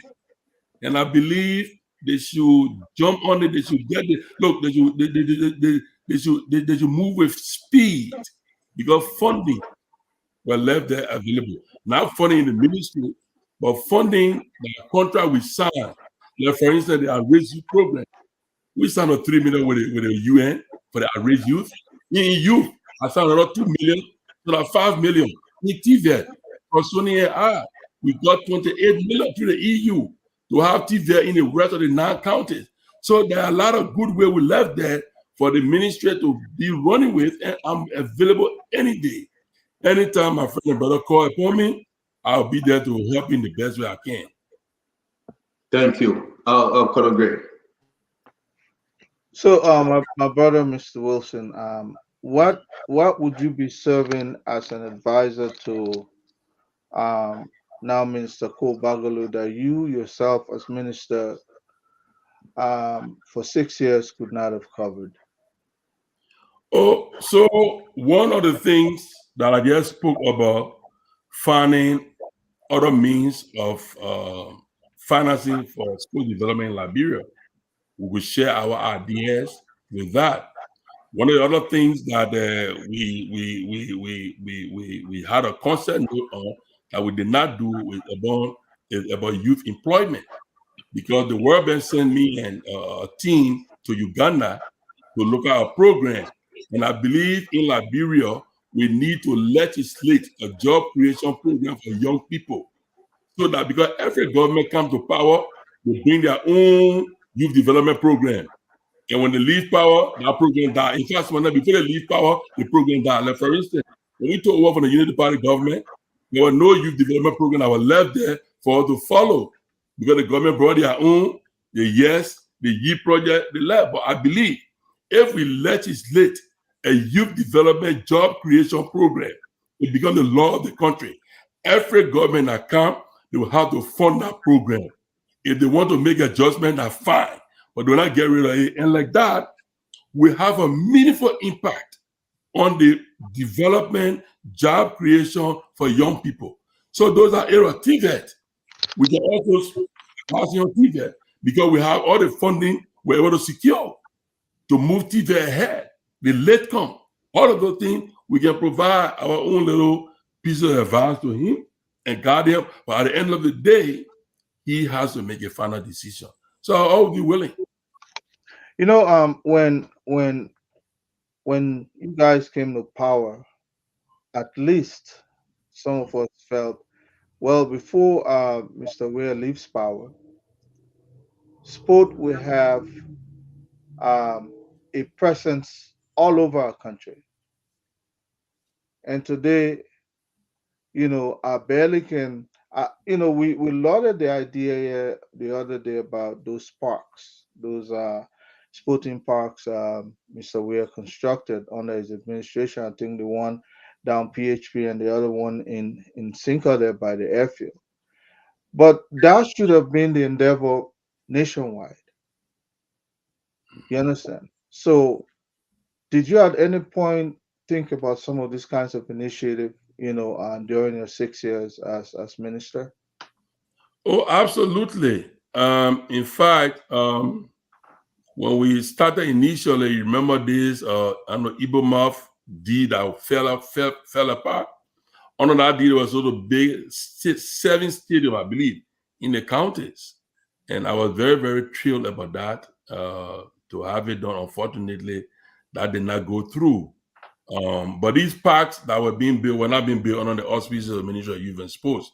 They were under the Minister of State with our portfolio. But however, to the credit of the administration, we did a lot in sports development. Let's be frank. Even though I believe we would have done more, we did not do. Like for instance, we got these football fields around. The LFA are decentralized its league. We have more participation of Liberia in continental competition, not just in football, but the amputee, the deaf team, our athletic team. We set a record at the Olympics. For the first time, we went to the 200-meter finals, and when our guy went to the Olympics, he was number 20 in the world. At the end of the Olympic, he came number 5. I remember the 5th person in the world in 200 meters. The following year, 2002, in Eugene, Oregon, again went to the final in the all-world game. For the first time, Liberia, we came 4th in that competition. So we have made significant headway in athletics. The recent thing in Ghana, that entire team, both male and female, were recruited on our administration. Today, they are doing very, very well, and I hope they can continue to get the support. So yeah, we did some good things, but was it at the level that I, as a former athlete, would have expected? I would say no. Could we have done more? Absolutely. It's unfortunate. I'll be honored about that. Thank you very much, Dizoga Wilson. We appreciate you every day for coming on sport. I know you will come back tomorrow one-on-one with the CEO. We have Paul Bangalore. My closing argument, my closing statement. I'm making you will. I'm not just kicking you out. You will. I just want to announce to the people that indeed, it's always good to have you. He's here at the age of 60. I mean, looking real good. You was on a lot of stress. Seriously.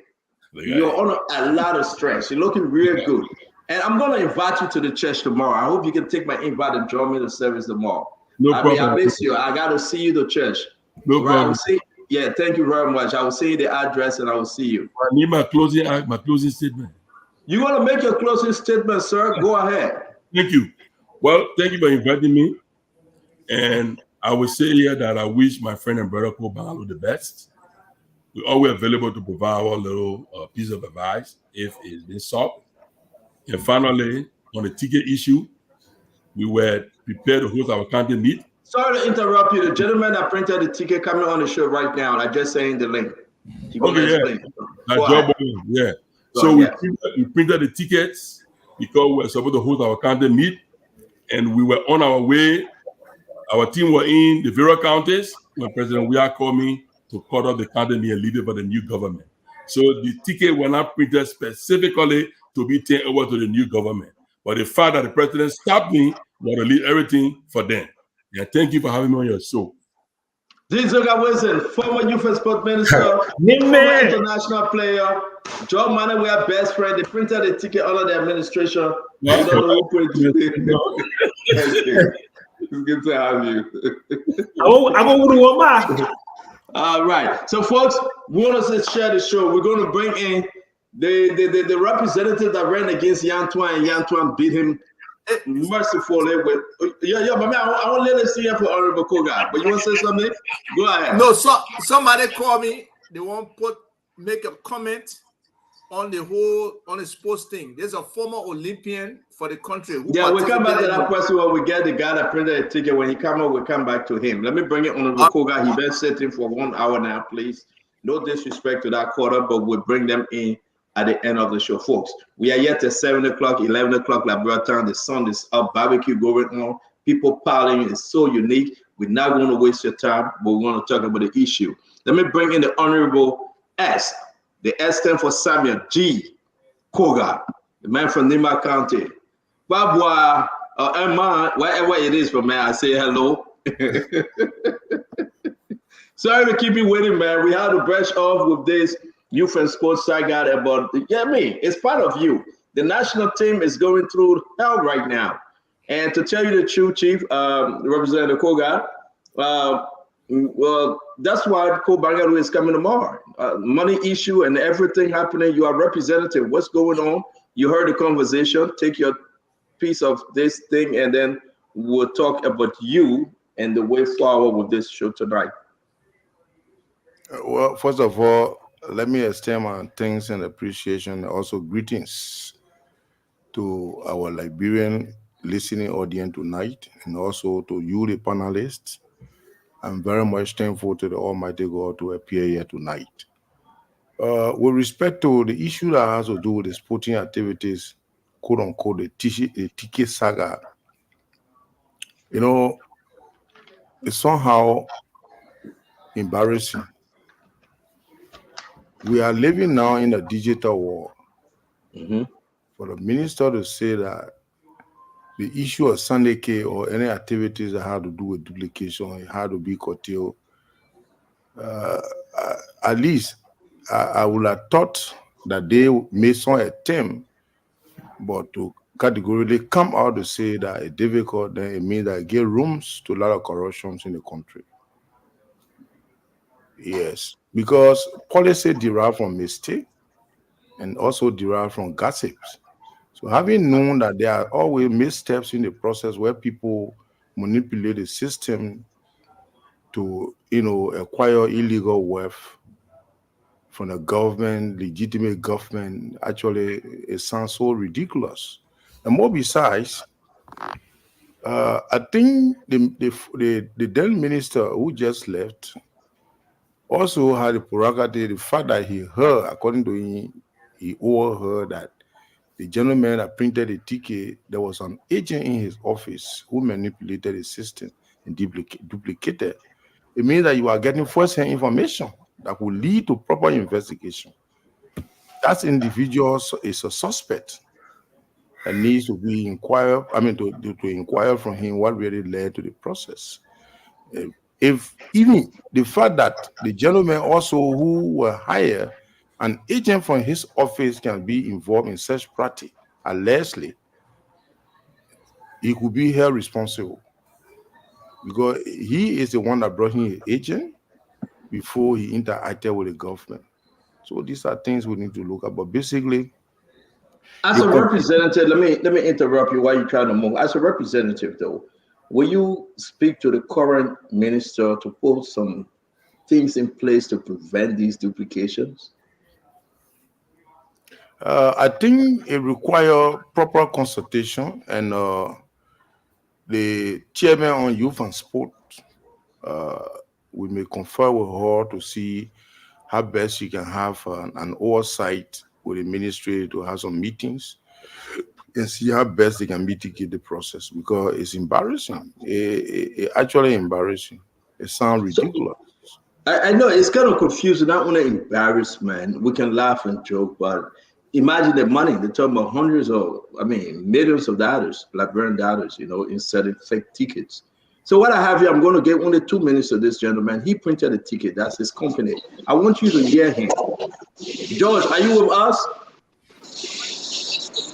George.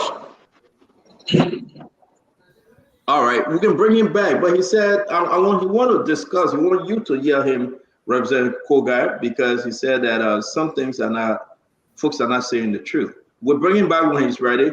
But let's talk about you. Welcome to Spoon Talk again. The last time we spoke to you, you were in your Jobo, your Zigo. I'm going to go back a little bit, then we'll count you from. And you said you were going to run against Yantuan. You get the blessing from Prince Yedu Johnson, the godfather, Senator Yedu Johnson. And you're going to win this thing. Well, the result says no, you didn't. Yantuan won. He's now the senator from Nimba County. What say you, man? How you manage? The people said no to you. Well, I believe that we became victor for the fact that Yantuan, prior to the by-election, he started the process some back in 2021, creating awareness, building cells, building Toyin Foundation, and he contested against Senator Johnson. In that process, I think he was established one way or other. A name was an household name. For me to go in the race less than 1 month and acquire 41,000 votes, and he got 67,000 votes. So we believe that everybody won. But however, in every given competition, there must be a victor. And predicated upon the outcome of the elections, we didn't go to the nitty-gritty part of whatsoever unfolded in the process. We graciously endorsed and accepted. What unfolded? Well, what happened? What happened? There was a cheating? Well, were there any irregularities? We are going. We are past. I understand, but you just brought it up. Liberian people who were put out of that list. Were there any irregularities, though? Of course, yes. Did he cheat? You said? Did Yantuan chuck? Did Yantuan cheat? Basically, in the first place, this there were some activities that took place that I saw since I've been taking part in the election that actually was astonishing. During the by-election, you have over 700 police troops. And these police troops were deployed hugely in my stronghold. And some of them were seen physically receiving voter cards from electors to carry inside for voting, which were intimidating. Are you accusing the Liberia National Police of sending police troops in your stronghold? I'm saying this, and I'm not missing my word. The history Have you put a formal communication into the National Election Commission and the government? I said I waived everything. You just asked me. There's a reason why I'm pointing out some of the issues, but I have waived it. Do you have pictorial evidence? Do you have anything video to show us that you have over 700 police troops in your district? What is a significant? Yes, of course. Yes. But basically, the issue under review is how we manage to be defeated and how. Let me pause you there, Representative, and that's why we make you know, we get this kind of conversation. Let me bring it over there because the guys want to ask. No, Representative. If you speak of irregularities, right? If you speak of those things, well, now he's the senator now, Yanin. You cannot just say no, I let it go. So give us one second. Let me bring in Uncle Sam and ask if I want to hold you on that, then maybe we'll get something. We'll get to something. Yeah. So Stanton, I just want to ask you a question. Okay, for me, the elections in the past, I want to look forward. Is it okay if I just go past that and just ask him? Then let me ask Alva to see whether he want to ask a question on this one, then we'll come back to you. Alva, irregularities, but he's not speaking on it. What say you? Yes, Representative, there's always a future. You are going to run again. And if all these things happen, affected, like you feel like you should have won. Yes, you say you forgave, you put it back, but most times people say they forgive, they don't forget. And I think as an honorable man, you stay in position to push with the National Elections Commission to rectify some of those things. What is your position on that? Are you just comfortable with just waive everything, just let it go with no correction to the system? Another innocent person who may not even have that opportunity to hold another position and run for a high level position could be affected. So what is the solution? Because you stay a national figure. Thank you very much. We went to proffer some level of instruments to the legislature for the subsequent invitation of inviting the election commission staff, and we want to check and see how best we can carry out some reform in our election laws. But basically, misuse of power can lead to some of these things. In my mind, under no circumstance that the police will make such a huge deployment in the country without the acquiescence of the power that be. That's the one issue there. Two, the overstay of electoral staff, magistrate in one country that has spent more than 15 to 20 years, it also had a propensity to derail the normal electoral process. So the electoral reform that we're going to project to the central government, to the National Election Commission, that people that originate from their country should not be a magistrate in that country. They should go in different country and be a magistrate, because it serves as a gateway to fraud. For example, the going election, the election magistrate, and you have to from the same town. The both of them from the same birthplace, Bonadin. But I said the reason why I said this thing will look at and wave is because the election was highly contested on tribal land. I'm from the Gio land, Gio tribe, and you're from the Manon tribe. And the campaign was squarely tribal.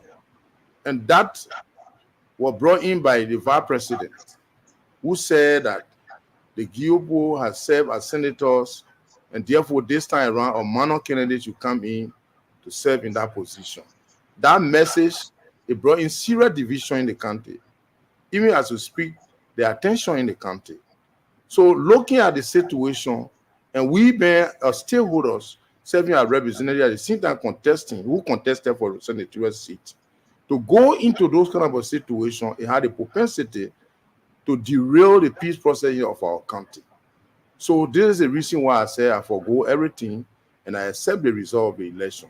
Because had it been that I have protested and filed in complaint to the National Election Commission, you will see majority of the guild traps collecting resources to support me so that the guild person will be a senator. At the same time, the amount of people will be collecting money to protect their son to also be the winner. So by that, you will see that the country will be fragmented on tribal land.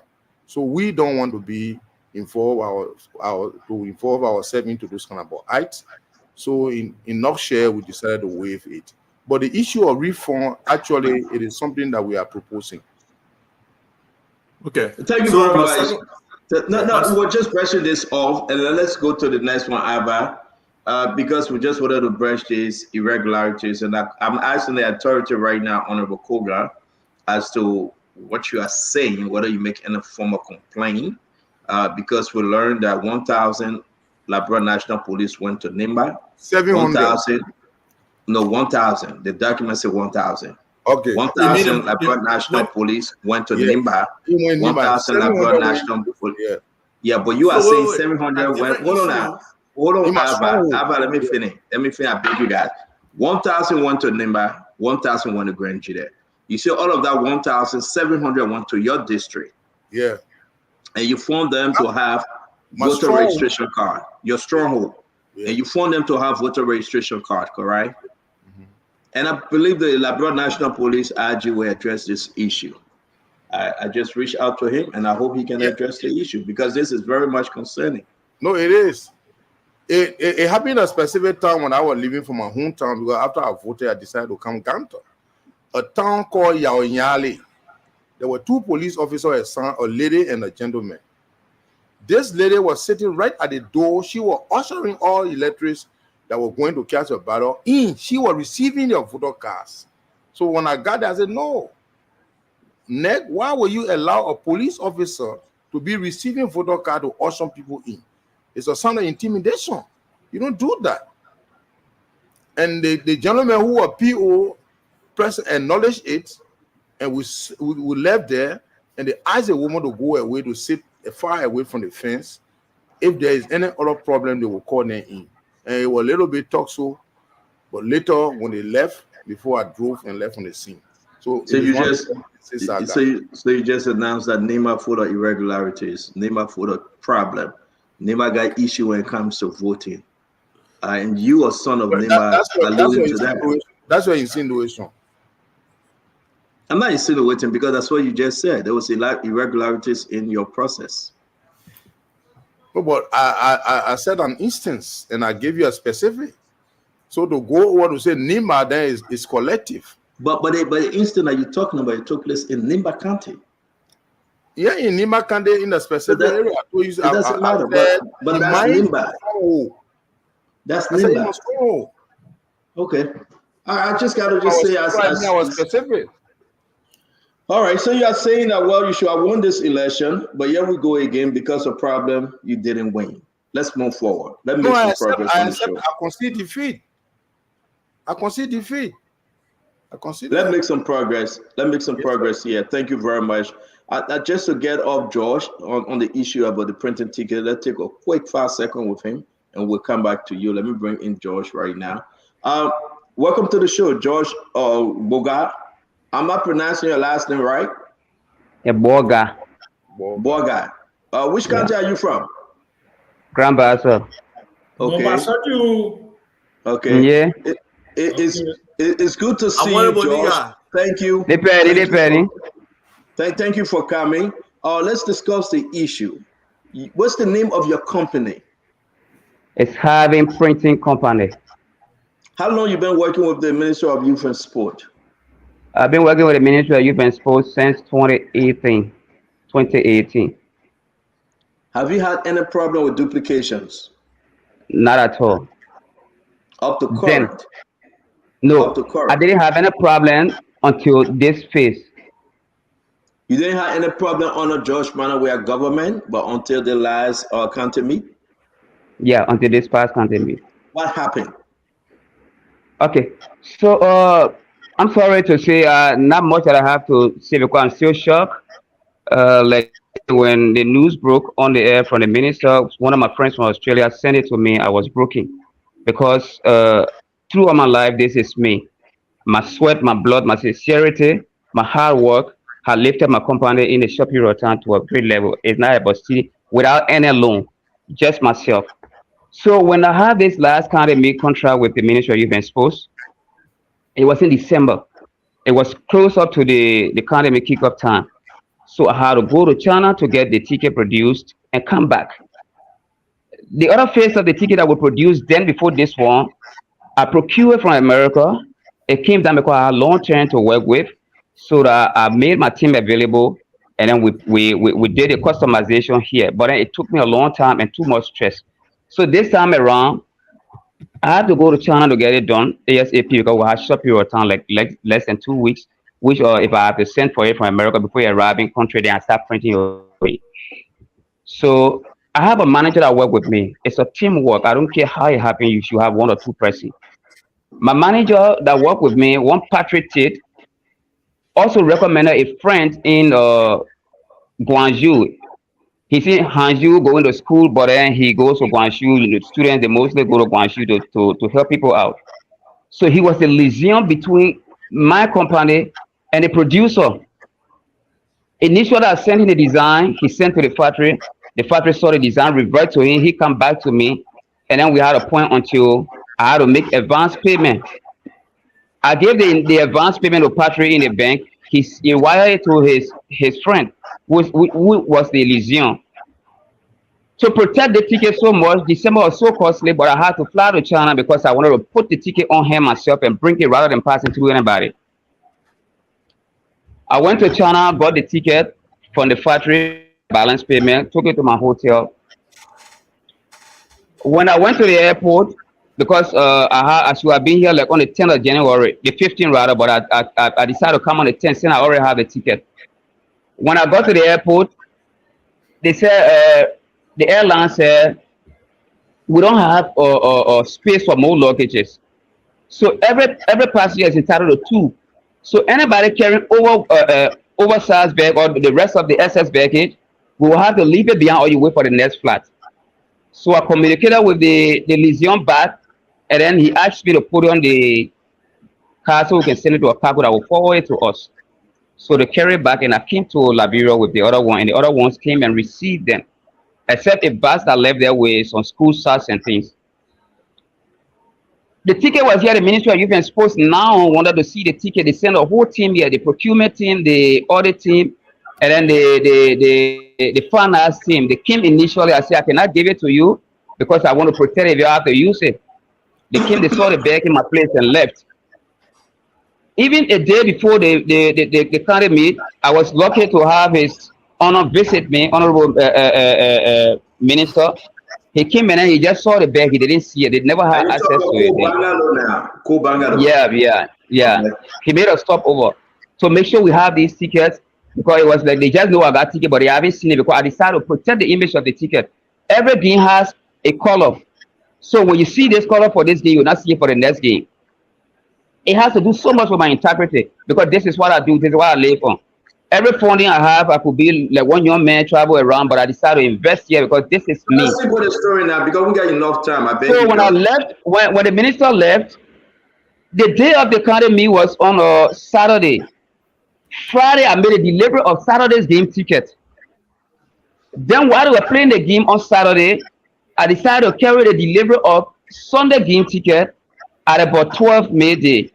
When I got to the minister's office, one of the persons came, one of the ticket CEO agent from the ministry came in the office and said they haven't bought ticket from us because somebody else had a selling ticket 300. I was nervous, I was shocked. I counted Sunday game ticket, left it there, and then when I got outside, I asked a guy how much you sell your ticket. He said 500. But when you get 400, you can give it to me. I passed. I went to the next guy, I saw him having ticket, bundle in 350. Then I called the minister. I said, "Ma'am, the thing that I was saying is true, but I want you to come outside so we can see what we can do." Who did you I was call? at my Before office. you said mom, who did you call? I called the AMA, Minister Williams, Valerie Williams. Okay. So when I drove to my office, confused, she called me. She said, "We just arrested a guy, and there's another guy at the China Mall with filled in his car boot.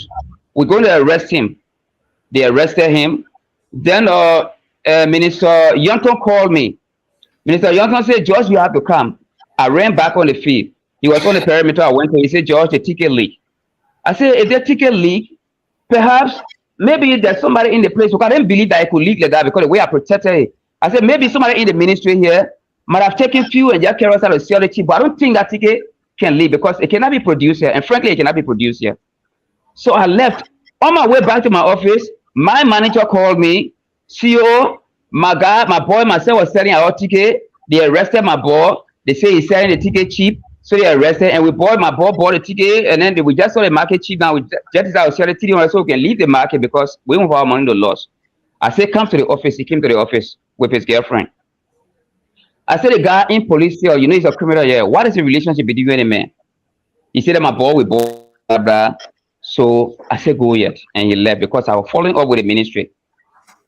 When I went back to the ministry, they said they arrested the boy with a bunch of tickets. In fact, they had some money in the bag, and they whisked back for the boy to show he had some money with few tickets, and they even had people where they can take their drug on crime people. Your manager told you Yeah. that he's selling tickets. Yeah, he told me that he's selling tickets along with a boy. Where he got it from? I don't know. He said he bought it for the ministry, and then because the market went cheap, so they decided to sell cheap. If the ministry is selling for 500, how do you sell your cheap? Then how did you buy it for the ministry? Hold on. Give a chance to ask you some questions. I beg you, George. Yeah. Your manager fully aware that you brought ticket in the country, right? Yeah. He and myself we in the making the production. All this time the ticket been with you. You been with your manager, right? Been in the office or at your house? It been in my private office upstairs here. The manager have access to your private office? Yeah, he has access to the private office, but the tickets were sealed and bagged in the red corner of the office, which it doesn't really have access to my office without my consent, except I'm upstairs here. So, okay, let me let you go. Let me bring in Sam Jackson as if and you know that we got to represent the Koga here now, so we appreciate his time. But if I could finish up, then I would like okay, so real quick. So long of the short because the situation is in course, so I will not say much. But then when I came back, when I went to the ministry in the evening after the meeting, I said, "You know what you do? You gave me the ticket I gave you. I recalled the Sunday game ticket, and I said I will make modification on the ticket so it can be duplicated." So when I brought the ticket for modification for the rest of the games, then I took a police officer with me and we went to my manager. When we arrested my manager, we were in the car. In fact, he was on the phone with me how he lost 300,000 in the transaction, but it doesn't mean anything. I'm gonna go so he can take me to so we can ball. The police were right in the car. When we arrested him, he told me in the ear that he wants to give the police 1,000 US so they can free us. That's how we came to the police station. They arrested him. When they asked for the 1,000, he said, "Well, by mobile money, he could not send it by mobile money because it was 300 per day." So he called his girlfriend. The girlfriend brought the money in Liberian dollar equivalent. Then the police arrested as an FOC and they arrested his girlfriend. Zone 8. On Sunday morning, they transferred him to Central. So I was working the whole Sunday. I worked through all until the county meeting was over trying to do modification. And that's how far the case has been. I think I went to Central, gave my statement, and say a lawyer went and stood for him. So the modification, what did you do to modify the ticket? We had a 4 ticket. We had a 4 sticker we brought, and nobody has a 4 in time. So when we produced that 4 ticket, the next morning I went all around to all the printing press with that 4 ticket trying to see if anybody do have it. Nobody had it. Okay, Uncle Sam. Yes, sir. Do you believe in 2024, this is how your country prints ticket? This is totally, I mean, nothing against you, my pastor brother. This is my country. My country, 177 years. Wow. No chain of custody. They got the national team ticket in somebody's office packed there. Oh man, I ain't asking any question, man. That's a waste, man. We produce large quantity meat. We produce large quantity meat ticket, and we produce a higher funding ever to the Ministry of Youth and Sport. The duplication was my manager reversed to the production side in China and they reproduced and brought it. I got a conversation, I got a screenshot, I got everything from your WhatsApp. No serious contract. No. Taking ticket. Uncle Sam, no, please, I understand. No, let me talk. Hold on 1 minute. We're not hearing you. You got to hold on. Let ask you a question. Wait. No serious contract. Somebody printing ticket for national content, me people will be taking it in bags on a plane and coming with it. I beg you. They're not the country I was born in, man. For Christ's sake. This is 2024, the kind of thing you're doing. They're not country we're running there, man. I beg you. I'm not asking any question. Yeah, I got a question. How about go ahead? Because no, Josh, we'll listen to you. Don't be in a hurry, okay? I'm not going to speak. And before we get to the representative here, the senior officer on the show, we're going to bring in Minister Kobangalu, okay? The current minister. You want to add, but Abba, you go ahead first. Yeah, quickly, I will let this gentleman, Mr. Wallace Obe, make a point, and then I'll ask one simple question. Mr. Obe, please go ahead. You said who you want to know, my man. Don't bring nobody in. We can't do that. Make a comment. You said we got Kobangalu. We'll talk to that individual, my man. I beg you. Okay. You want to say something? We will talk to them. I beg you. Okay. All right. I will summarize what the man wanted to say. So let me bring in Kobangalu. When tell your man to hold on, then we will go ahead and talk to your friend because you really want us to hear him. Let Kobangalu speak, then we'll come to you and your friend, okay? That's cool. Go ahead, Minister Bangalu.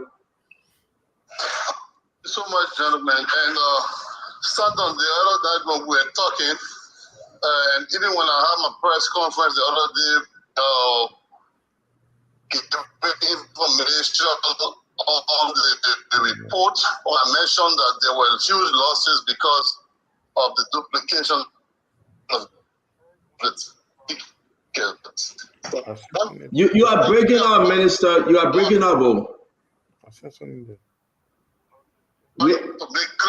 Minister, if you can call me directly, you are breaking up. We are not hearing anything you say. If you want to call me directly, it will be helpful, please. I will call you directly. All right, I think he will. Go ahead, Abba. Bring in your friend. Let's hear him. We usually don't do this to bring somebody else on the show, but let's consider it for now. Bring him on. No, I asked you specifically. You say later on I can add the man. That's the only reason I added the man. So go ahead now. Let's hear him, Abba. Okay. Let's hear what's his name. His name is Wallace. Yeah, Mr. Obe, please go ahead with your question. We're not hearing him, sir. We are not hearing him. Can you hear him? My name is Octavius Obe Stanton. Thank you. Quick point. Can you hear me now? Go ahead. So my name is Octavius Obe Stanton, and crew, thank you very much. I heard the minister make some points, and I'm just going to make 1 or 2 points quickly. One, the way administration gets high marks for TVET.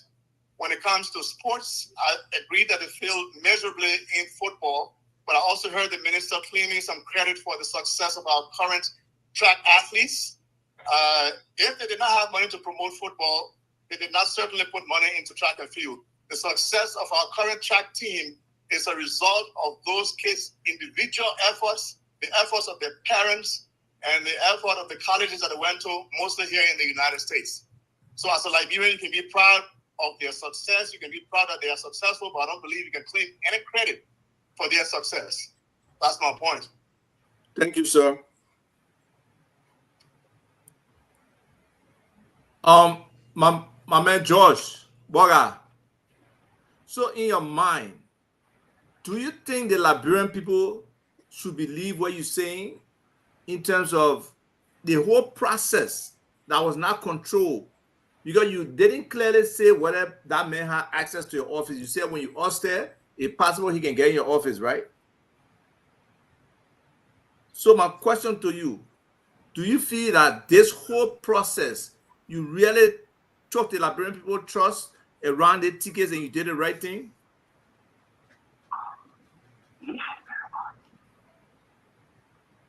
get You're mute. exactly to that question, I'm muted. You good? I think they see me. Okay, I'm good now. Okay, to speak to your question, here's what I wanted to say before then.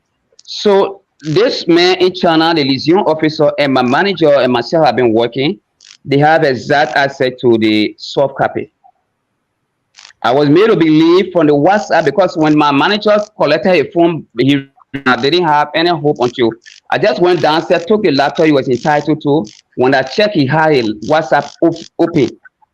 Audio conversation, screenshot, I have them. I even forwarded some to the police and sent some to the minister.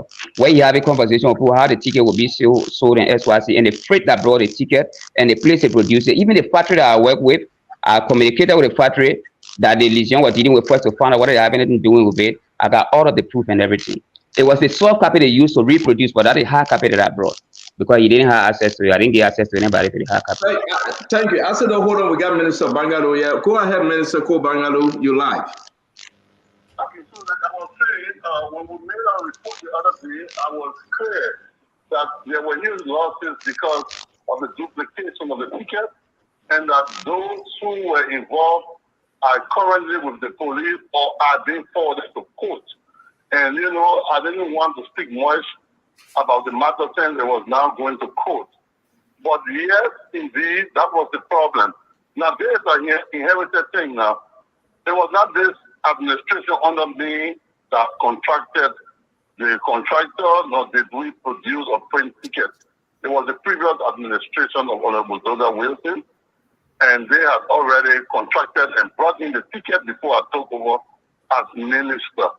In fact, part of what I had suggested was this county needs to be deferred, but because the counties were insisting and the president had included this in a 100-day deliverable, so we were constrained and we had to go. But I wasn't too clear about a lot of things. But again, like I said, we had to go into it. And so the tickets were printed before we took over, and my understanding earlier was that we even had the tickets in the warehouse of the ministry. But then, getting closer, like he said, you know, on the eve, I wanted to know where the tickets were. And then later on, they said, oh, the tickets are still with the vendor. And then I said, no, I need to go and see it. This is getting serious, and I need to know. That's how we went and we saw the ticket. Mr. Andy Kwame took me to the place and we saw the tickets sealed up. But that's the problem. To call one matter short, this guy was contracted actually by the previous administration and paid everything before I took over. I am told he has been engaged with them before. He has been performing. And actually, he has been cooperating with the police. And he was first to determine that it was his manager who was involved in the scandal and in the duplication. So what we did immediately, because, look, we had our security people internally. We hired serious-minded security people to work with us. So the moment this thing started, on the day, it was bursted. And we brought it, we tried to bring it under control, but immediately changing the tickets in a way that he talked about. We had to place something else on it and then put our people on a full alert. That's how we were at least able to avoid it.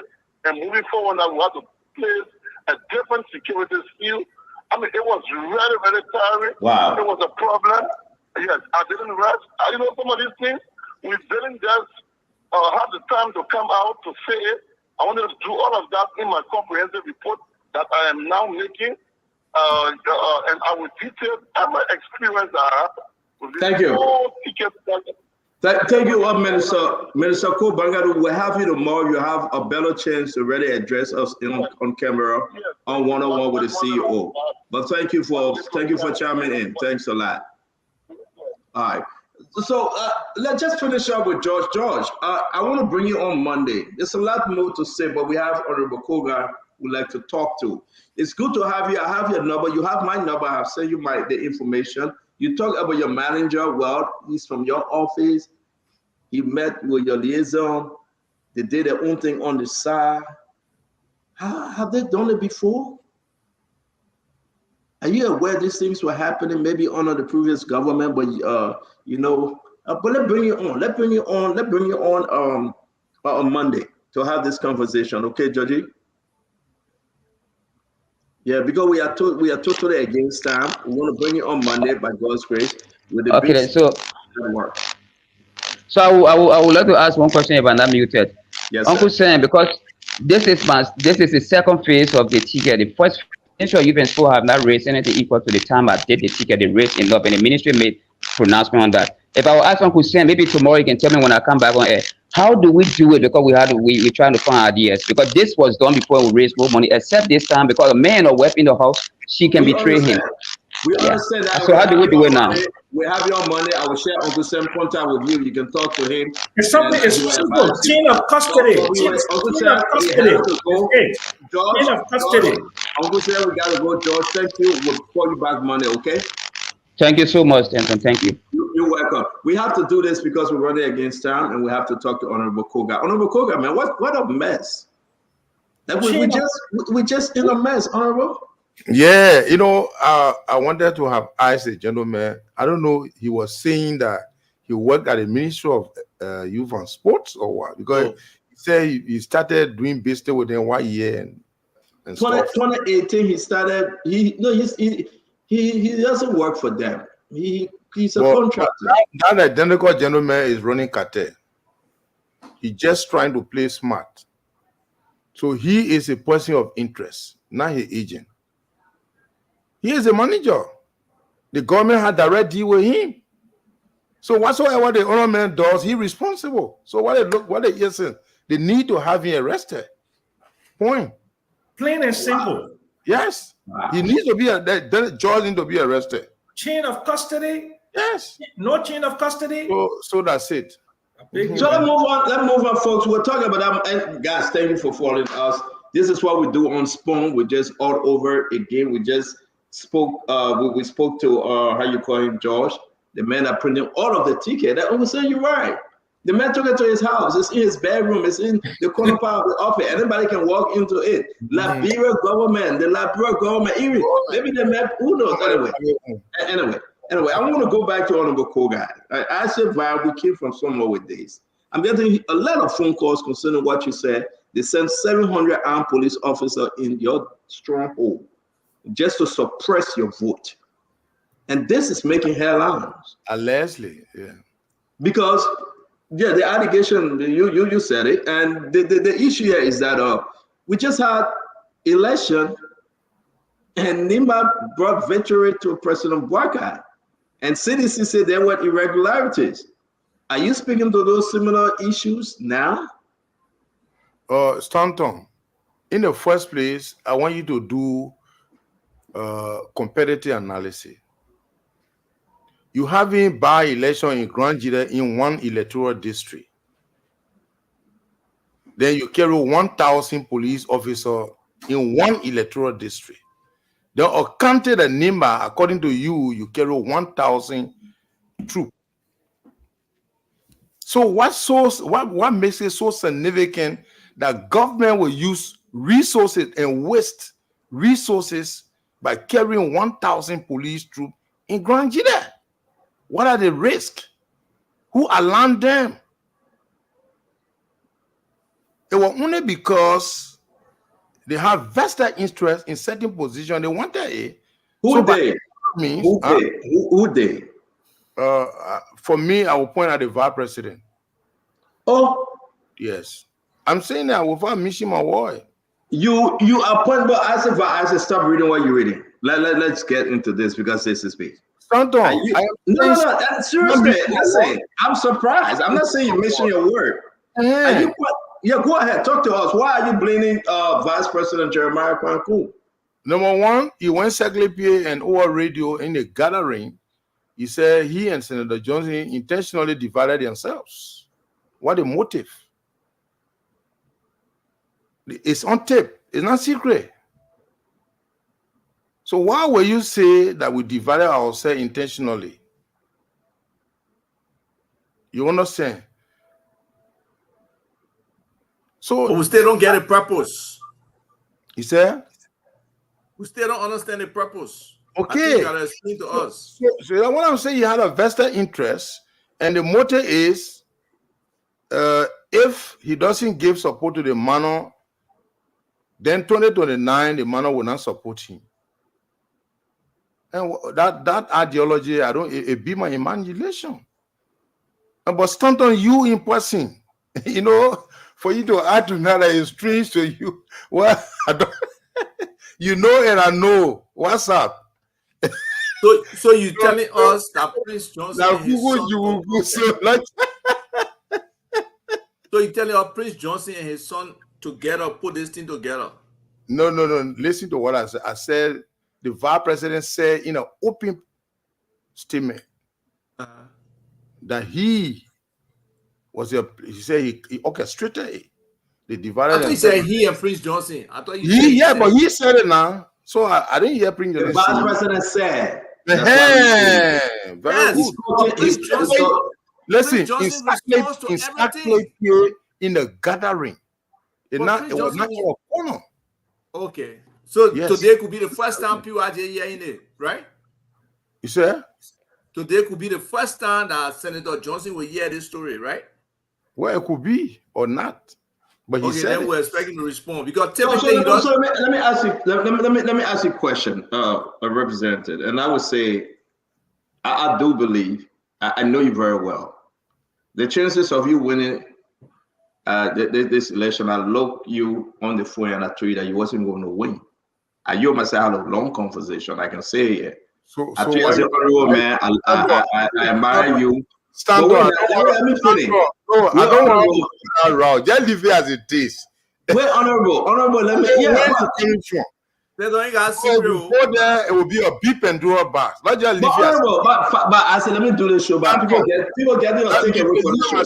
Conversation. It was a privileged conversation, and you know that if I come out to respond to that, it will not be good. Okay. All right. You know for the well. Okay. Yeah. But I would not say to you also not to talk on your studio, and you know that. I understand. To you. So not leave it. Okay. Okay. But you still open it. No, I don't want you to open it. You and myself talk all the time. Okay, so let's move. For the sake of us moving forward, and because I admire you and I admire Jeremiah Kuhn. You have said a lot. I don't want us to go there. Election discussion. They say when you hold roll bush, stand on in particular and say let leave it. So let's talk about what took place between you and Amin Model. Let's change conversation. Now you come. I'm not feeling good because we all are family in this political life.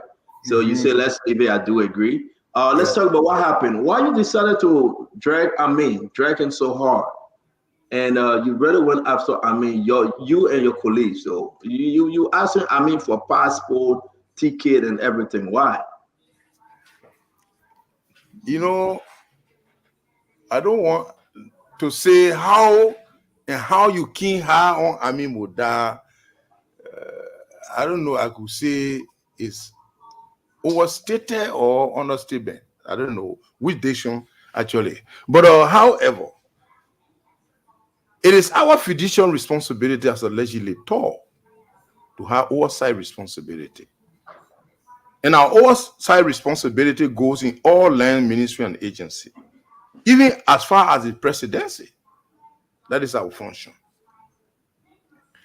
So, if a minister is invited, is to exchange idea, is to ascertain, to know what is unfolding at certain given locality or a business or a ministry. It is the responsibility. Once the host writes you, it becomes official. The chief clerk is the chief administrator of the office of the house. Based on legislature in assemble, wrote by consensus that the minister should appear to tell us the status of the rice price increase on the market, that people now are skyrocketing. People are hawking food. And so for that reason, he is a minister of commerce who serves as a gateway to the importation of commodities into our chamber. So for this reason, you were invited. Rice price has gone up. People are saying there is shortage of rice on the market. So all these questions, the legislature decided to invite him to give us some detailed information so that we'll be informed to inform our various constituency or constituents within a constituency. So he replied that due to his ailing condition and other circumstances surrounding travels, he was unable to appear before the House. The letter was received by the Honorable House and was read in plenary. So there was information provided by one of our colleagues who said that as we speak, Muda is in a session certificating people at the ministerial complex. How can he say he's out of the country and at the same time he's in Liberia performing duty? So it's a disrespect to the Honorable House.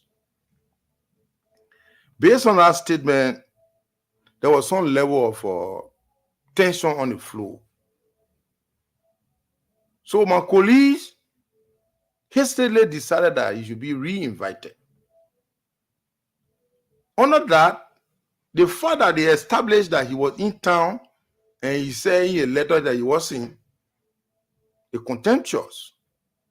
So in order for one to fall under contempt charge, it must be placed in a communication extending to him, informing him about his Miranda rights, which is he's entitled to come along with a lawyer under contempt.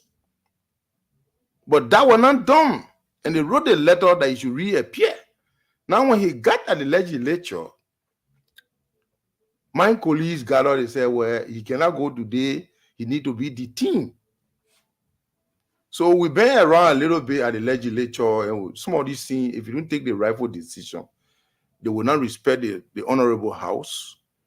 At times, even if you took the person to prison, the executive could use your power because it's illegal. They got lawyers. They could say, no, they may be relieved, we cannot detain him. It will be a slap in our face. So I decided to raise my hand up to point out the issue.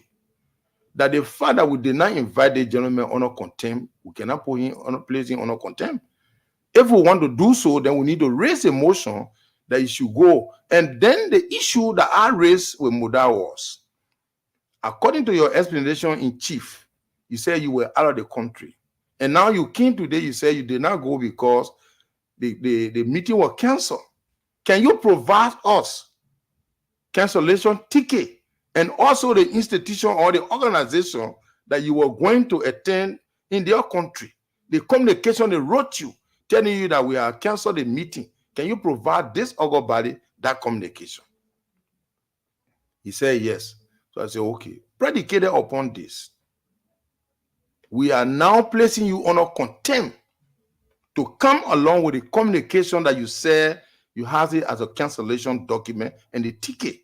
And while coming, he should come along with a lawyer to show cause why he cannot be held in contempt, that due process under Article 44 of the Constitution. He must have a due process. So he should come along with a lawyer. Any decision that will be taken there will be in the midst of a lawyer, failure on his part, and even if he produces a document that is fake, a false, forgery under our law is a crime. So the horses would make an informed decision as to whether the communication is legitimate or not. So there where we are. But the issue, the core issue that he was invited for was not discussed because there we suspected that our legislative function was impeded by malassing the House. So until we clarify that, we cannot go into the rest issue until he brings no communication. And that the communication is that it is anticipated to be brought on Tuesday. When that is presented and certified, then we can make a determination to inquire about the status of the rice situation and what led to the increasement of rice price on the market, that the president immediately came in and then reversed his decision. Thank you very much, Honorable Koga. We're going to bring in Sam Jackson as of right.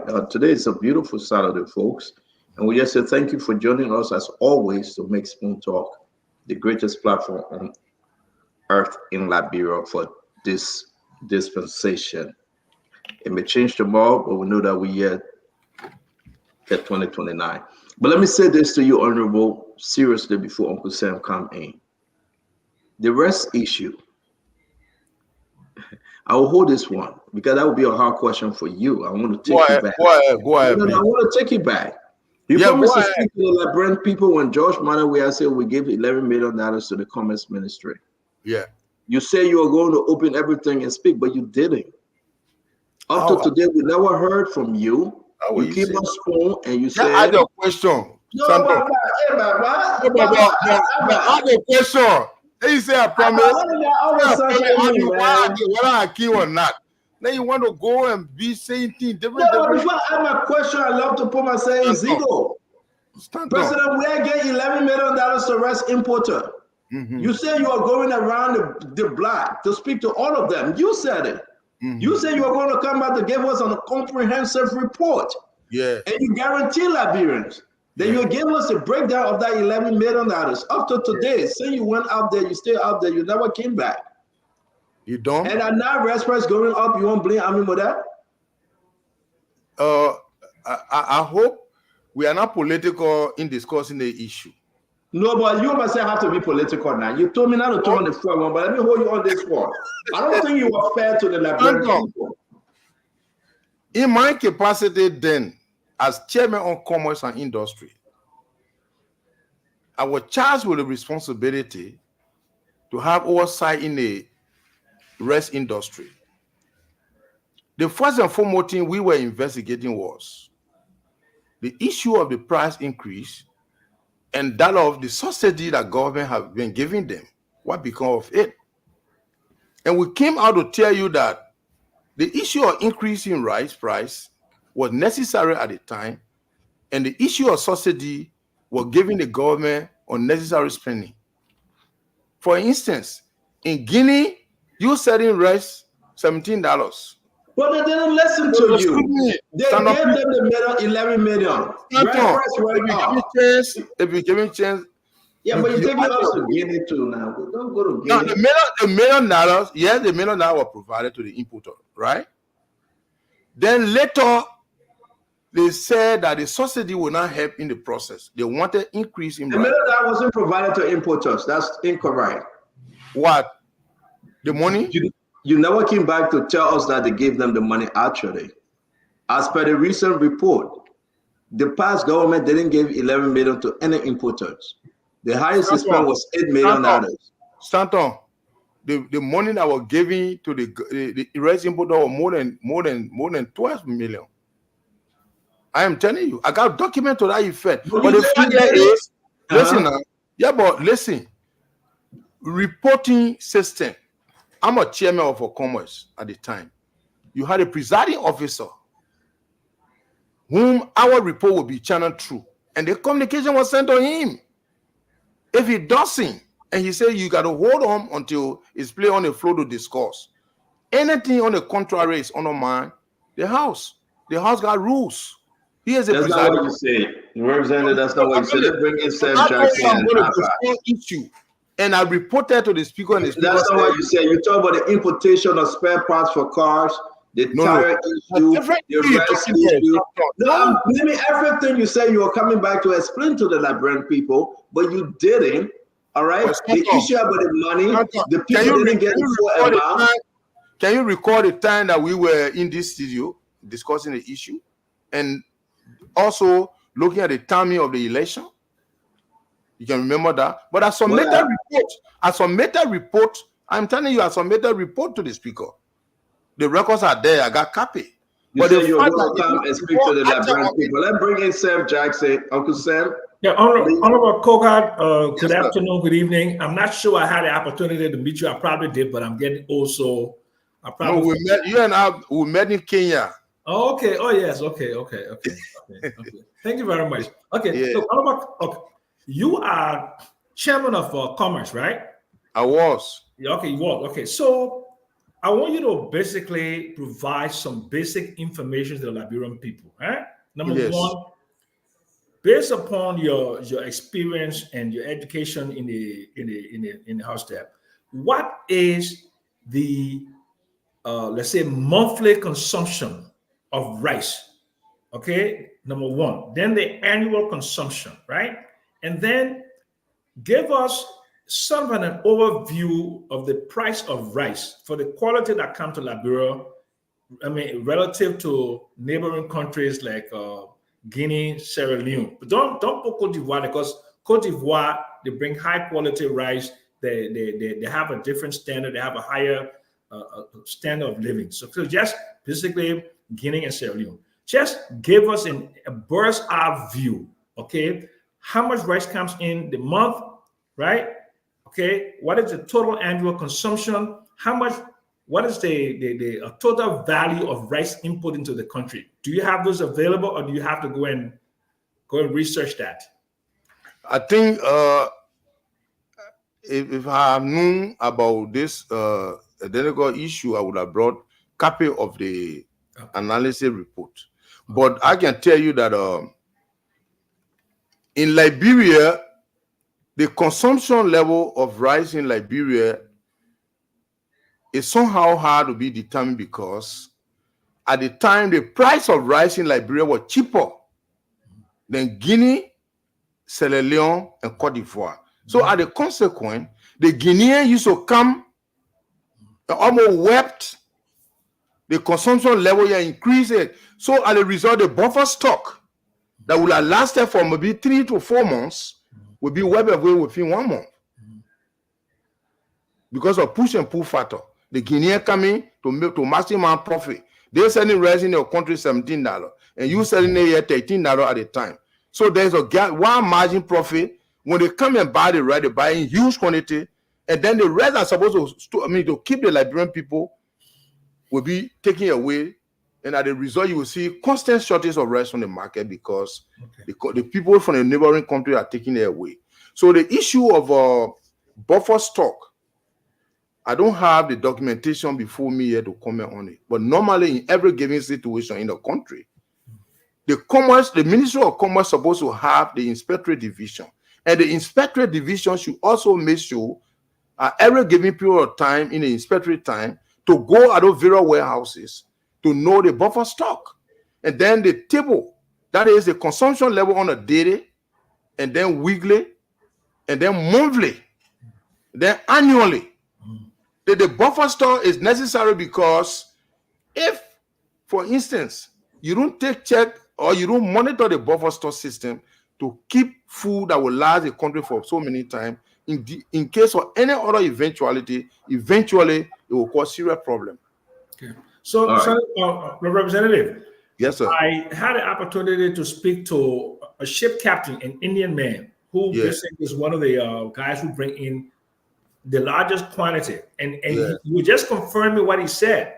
He said there is no way that the amount of rice that comes into Liberia is consumed in Liberia. He said more than half of that rice goes to neighboring country. Exactly. Are you aware of that? Yeah. Huh? If I'm aware? Yeah, I'm asking you. Yes. Wow. It happened because, you know what happened? Let me tell you something. The issue of ECOWAS, one thing you should take into consideration.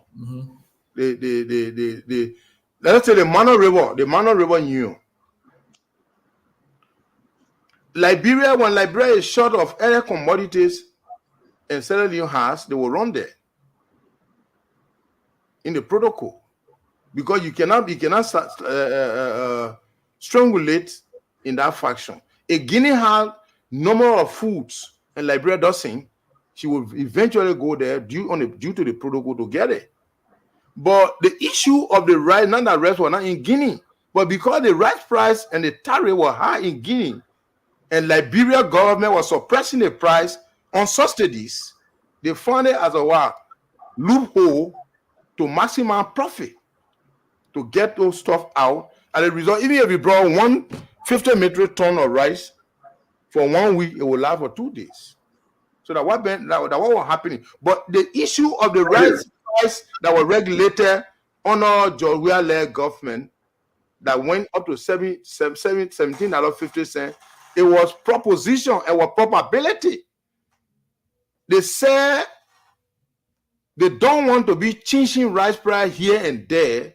Therefore, within 5 years, presumably, the price of rice will go up. Therefore, let's keep it at the zenith of what? $17.50. But that was not the actual price to be sold on the market. But the business would use that opportunity and begin to start selling the rice at $17.50 immediately. All right, thank you very much. Let me bring Ava. Ava, your question? Yes, I mean, Honorable, what you explained right here now is very criminal, and I'm surprised that you guys have not done anything about it. I mean, it's very exploitative towards the Liberian people. So, I mean, I don't even know how to say it with you as a sitting senator having this kind of knowledge, and I don't know how long you have had it. The border are porous. Are you telling me we're importing probably nearly 300 million metric tons of rice? I think that's the estimate. And you're telling me 150 million travel over the border and ends in Sierra Leone. That kind of traffic of rice is so significant. It just cannot go by without the authorities or the people at the border seeing it. So my question to you is, how could you allow the jump from 13 to 17? How can you know the border is so porous and they're depriving our people and escalating the price because the demand, the push demand from across the border is driving our price up as well. Then the third thing is, have you seen the breakdown of the different charges after rice coming CRF? Have you seen the additional nearly $100 additional cost per metric ton breakdown by the importers? And how do you expect, as a lawmaker now that you know all of this stuff, to really see how you can seek the interests of the Liberian people? Well, I will answer your question, but I'm somehow disappointed in your statement. You already almost incriminated me, and which, in my mind, that wouldn't have been the case. Because well, maybe complicity is not incrimination. No, you said it. That is criminal as a lawmaker. I said what is doing is criminal. I didn't say you criminal. Okay, sir. Okay, let me come in. The issue of protocols, you got to respect protocols. The Mana River Union, Mr. Jackson is over there. It's meant for border trade and other diplomatic tie to cement relationship one with another, to mitigate problems that other countries face within the sub-basin. So if, for instance, Guinea or Guinean happen to come and say, well, there is a shortage of rice in Guinea, for example, and therefore they need to buy rice from Liberia to carry to Guinea, you cannot say no. No, but on shortage basis, though. No, but you cannot. I'm not undermining. That is but the problem derived from the high price in Guinea. They were dashing, but when they come here, they will tell you, say, we have shortage. You understand? So the issue of the price in rice, the government decided to reduce to maintain the right price on $13 level. As a result, they were giving a subsidy on the rice. I think $1 something per bag. No, $2 something per bag on each bag of rice imported into Liberia. Government was paying that. And I came in to say what the government is doing, they cannot afford. That identical funding that is being taken away can solve other problems. People say you got quiet when you went out there. You got quiet because you got quiet after you make all the laws on Spoon Talk. You went in your corner, you met the rights importer, you met the government, and you never said any other thing. I'm being serious. I was so mad because you have promised us that you were going to come back, but you went MIA. That is not a core issue. But the core issue here, I want to do this. You are not reduce the mind, or you are not. Representative. I am telling you. Representative the speaker is the head of Representative Koga will bring you back on. I don't want you to think that. I want you to see what you will do on Tuesday between, say you're waiting for having to come back with some document. Then I will have to bring you back on to really get into the rest business because it's very serious. It's a serious thing for our country. But let me show you this. I want to just divert. I want to go back small. I'm begging guys. We're almost ending this show. I want to go back. After 2 months, we are building our strong team. After 2 months to campaign on the radio in the church for Yan Twanyan, our son. After 1 week to the election, campaign for Koga.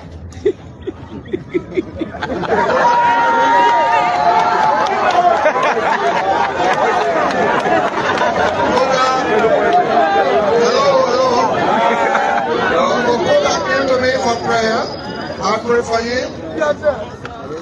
Honorable Natwan came for prayer. I pray. Who answers prayer is God. So God has answered the prayer offered in favor of Yan Twanyan. We are building up a strong team. We come to say thank you. Do you think you will play? And before I do that, this is when your cousin, because Frank Johnson is your cousin, one, you far man from the same, you know you're related. But do you think your older cousin play you? This is you praying, you kneel down, he blessing you, he praying for you. I don't want to go back because you don't want me to go back.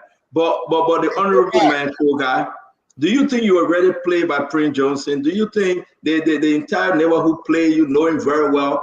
And I told you, I said, listen, everybody I have spoken to you now when you stand no chance. But our conversation in the back. But do you think with this picture and what Prince Johnson just said, the senator, the godfather of Nimba County, that, you know why? 4 months, we've been campaigning for Yan Twanyan. We've been in the butchers. We've been in the gutter. We've been sucking kiss meat. We've been eating GB with y'all. We've been asking you guys to carry Yan Twanyan. Yeah, come Koga 2 weeks. And God answer Yan Twanyan prayer. What can you say to that, sir? Well, I don't want to question the prophecy of Senator Josie, but specifically, I told you the statement the Vice President made in Secretary. I thought you were interested to have brought that. That what I said, Stanton, I don't want her to go back. Because if you were fair to the disco, that would have been I don't have that clip. If you get that clip, send it to me. I don't have it. You got it. The delegate played the Jenny Stenny. That way he made a statement. Well, I don't have the clip. But let's see. I got Senator Yan Twanyan. Yeah, Senator Yan Twanyan like to add in, and he will be our guest on Monday by God's grace. Senator Yan Twanyan is on the phone. Welcome to the show, Senator. It's good to have you. Congratulations to you again. We have in studio Honorable Samuel G. Koga as our guest. You've been following the show, or maybe someone told you. We'd like your response, sir. Thank you, Stanton, and thank you to the panelists and my honorable, my nephew, Kongwen Koga. I want to say that I'm just glad to join you people this evening. What brought you on, sir? I don't normally do this. I'm a very shy person when it comes to the press. But when we are elected now by the people and they are concerned about certain statements made in the public, it is our responsibility to yield to their, concerns, to make certain clarification. I think these elections are over. The election were free, fair, and transparent.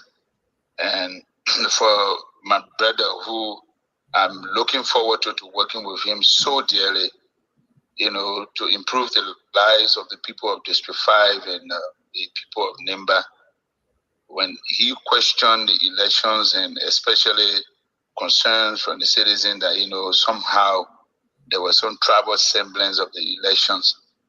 I think Vice President Kuhn, including Honorable Koga, including Senator Johnson and the rest of Nimba, were all supporting me. During the first round of the elections in October last year, Honorable Koga and I campaigned for each other, technically. He didn't really, he gave me a platform that I used. Two had a great admiration for each other. I supported him by when I went to his campaign rallies and I spoke. And he was very fond of me. I was very fond of him.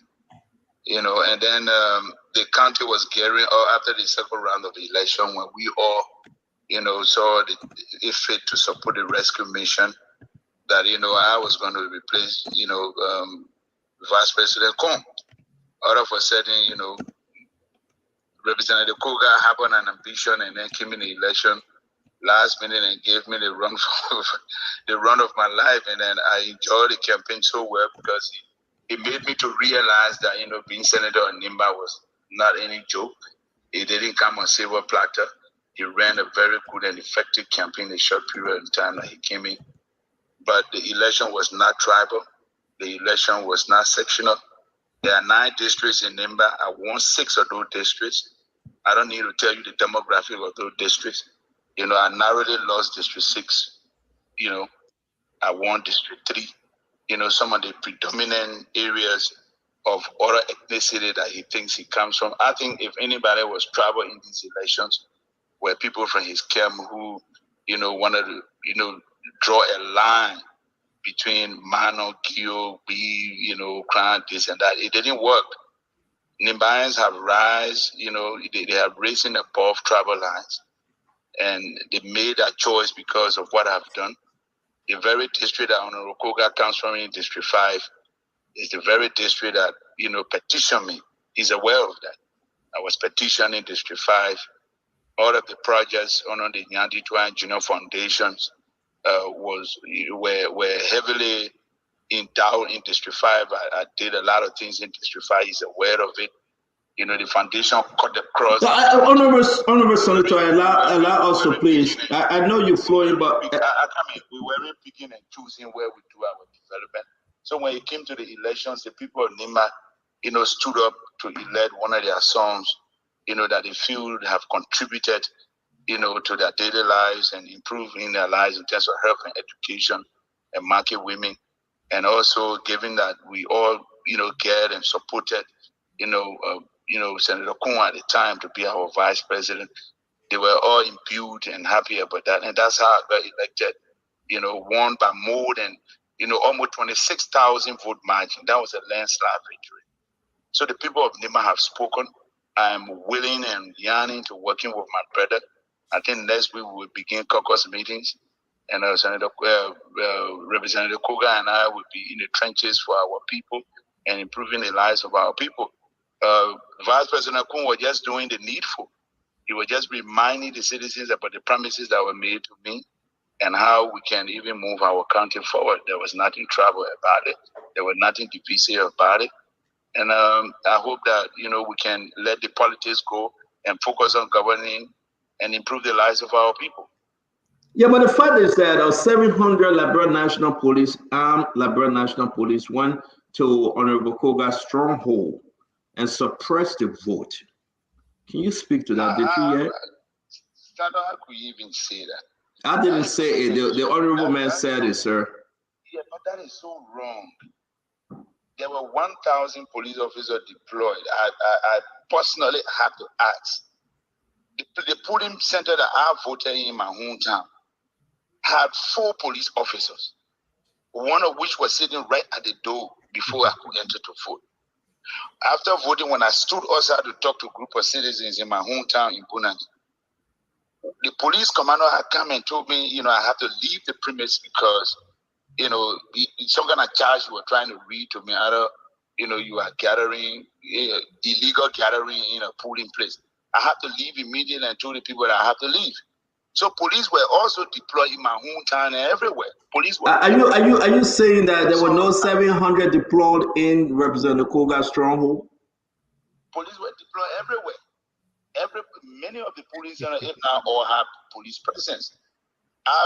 On my way to vote, I passed by a whole police pickup. On my way, from voting, I saw a police pickup. There was general patrol across the county. So to insinuate that was heavily, concentrated in one district, that is far from the truth. That is not true. And to even attribute that to the vice president it's not fair to the vice president. The vice president didn't even come to Nimba to vote for me because he was so busy with a lot of things going on, even though he endorsed me and supported me a lot, and which I appreciate the vice president for supporting me. And the vice president's support for me stands from the point where even Senator Johnson was supporting me. But you know why Senator Johnson and we are so good in moving the country forward, because I could understand the dilemma that Senator Johnson was faced with. I could do the same. Vice President could do the same. When your brother raises his hand up in a race, Senator Johnson was supporting me. He was giving me strategy. He was calling people. But when Representative Koga got into the race, you could clearly understand there's bloodline right there. You could clearly understand that the senator had to definitely endorse a brother in the real quick, we got to bring in Sam Jackson. I know you are clarifying. I got to let the other guys ask you a question back to you because we're not many here. I know you're coming back on Monday, but please help us. Okay, Uncle Sam. Yes, Senator Yan Twain, congratulations for your victory. Thank you, Senator. Yes, I'm a fan of Nimba County. I spent a lot of time there with the Wanty family in Gantam, in San Nicolas, and in Wanty, Tagan Wanty, the whole Wanty family. So I just want you to be aware that this county has a lot of potential, and I don't want to go deep into electoral matters, okay? But I will hope that you and your nephew, Honorable Koga, will get together because Nimba, I believe, is probably the most productive county in Liberia right now. A lot of economic empowerment of Nimbayans, okay? Some of the things that you guys need to really take a good look at is the concessions in your area because Nimba is an extremely mineral rich area. So what are your plans to ensure that you continue the economic empowerment of the people of Nimba? We'll come on Monday. You come to be our guest, Uncle Sam. No, but I don't want to talk about politics. I'm an economist. Uncle Sam, so Monday you will answer your question. Now he's playing with lay up. He's there for a few seconds. I want you to look him in the eyes and ask him. No, but he's been accused by him, and he provided an explanation. So I'm not going to get in the middle of two nephews here. I mean, they'll resolve it. I agree. Let's go to Ava. Ava, you have anything to add from this conversation? Yeah. So no, Senator, just congratulations, and I wish you well in terms of whatever you need to do to amicably resolve the issue between you and your nephew. Thank you. Abba. So, thank you. I'm going to say this to the representative or who the senator on to. I do have some Kyo blood that's represented in our family. My younger brother, Madison, his name is Don. That's his Kyo name. We have not been able to trace our roots. Hopefully one day we can be able to do it. But Nimba County was a place I grew up. I spent some young years there at St. Joseph School and on Carroll High. I live in Area H back in Yekepa back in the day. And today Nimba is really dynamically improving in terms of the economics and how the people are industrious. My question to the two of you, I just read yesterday that the Liberty Road will be opening. That is a serious economic opportunity coming from Guinea. We're bringing member money. We'll talk about the team. I mean, we say we here for economic development. So honorable, yeah, work together. No. Honorable. You're showing one side picture. You're not showing the whole picture. There is somebody asking questions. They never coming Monday. I'm not coming Monday. Then you preventing me to ask my own question. Senator, I want to say. Yeah, okay, go ahead, Honorable Koga. Go ahead. Economic stuff. Monday, Senator Yan Twain will be our guest. You will have the time to ask all your economic questions with Baking York. Honorable Koga, you heard from Senator Yan Twine. I want to bring you in because he cannot just leave after speaking to you. Do you have anything to say, Representative Koga? Well, for me, it's not a surprise for Senator Twine to serve as evidence or witness for the vice president. So that is an issue that I don't want to even consider an issue. Because the issue here, I did not accuse Senator Twine, but he came out boldly to defend the vice president. That clearly shows some semblance of what I'm seeing. But however, as I made my commitment to the people of Nimba, that for the sake of peace, I have accepted the results and we're going to work together. But you can forget, you can forgive, but you can forget. If you look at and debate and analyze the gathering that Senator Johnson stood in with the vice president, that was a very gathering. After Senator Johnson spoke, the vice president came out, but you don't want to play that clip. However, I don't have it. I don't have it. So I agree. The post say the picture, maybe they deleted, no problem. But let me tell you something. You and I start on you and I. Let us, we got. So let's excuse. Senator. Senator, thank you. The election actually I have forgotten it. I can tell you. But those things, it's just in practice. You understand? I will respect him as an elected senator. You understand? And any election that without competition is meaningless. And I have vowed to the people of Nimba that yes, the by-election has gone. Senator Twine has won. And I'm going to contest 2029 for the Senate in Nimba. But we had a cordial working relationship. Some of the things that I'm supposed to do if I won the election, I will also educate him or give him a word of caution on it. And he too will have some level of change. We'll work together as a caucus. It's a matter of compulsion. We are bound together to work to develop Nimba. It is not a personal area, but rather the people call to a duty. So the Nimba people have decided that he twice will lead us as a senator, and I will respect him for it. But it's just that at times it is good to give history. There's a reason why what happened in the election, I was trying to talk about it. But he's my uncle, as he said, traditionally. But I'm a senior brother, chronological why. So we will work together and we want to encourage all Nimbayan that the elections are over. But the aftermath, the conversation will always come in. But I respect everybody. And I want to appreciate all of you for the level of conversation. But basically, stand on at times, you have to give us some level of privileges that will be able to discuss the issue, then to be diverting our mind on different issues. And then the core issue is being, placed on the table. There are issues like the issue of the... So can I excuse the senator and you continue? Can I excuse the senator and you continue, sir? You say what? Can I excuse Senator Yan Twine? I'm done with him. Okay, so let me excuse you, then we can continue with you, please. You're welcome. Thank you. Senator Yan Twine, you got anything else to add? We want to say thanks and we look forward to seeing you on Monday.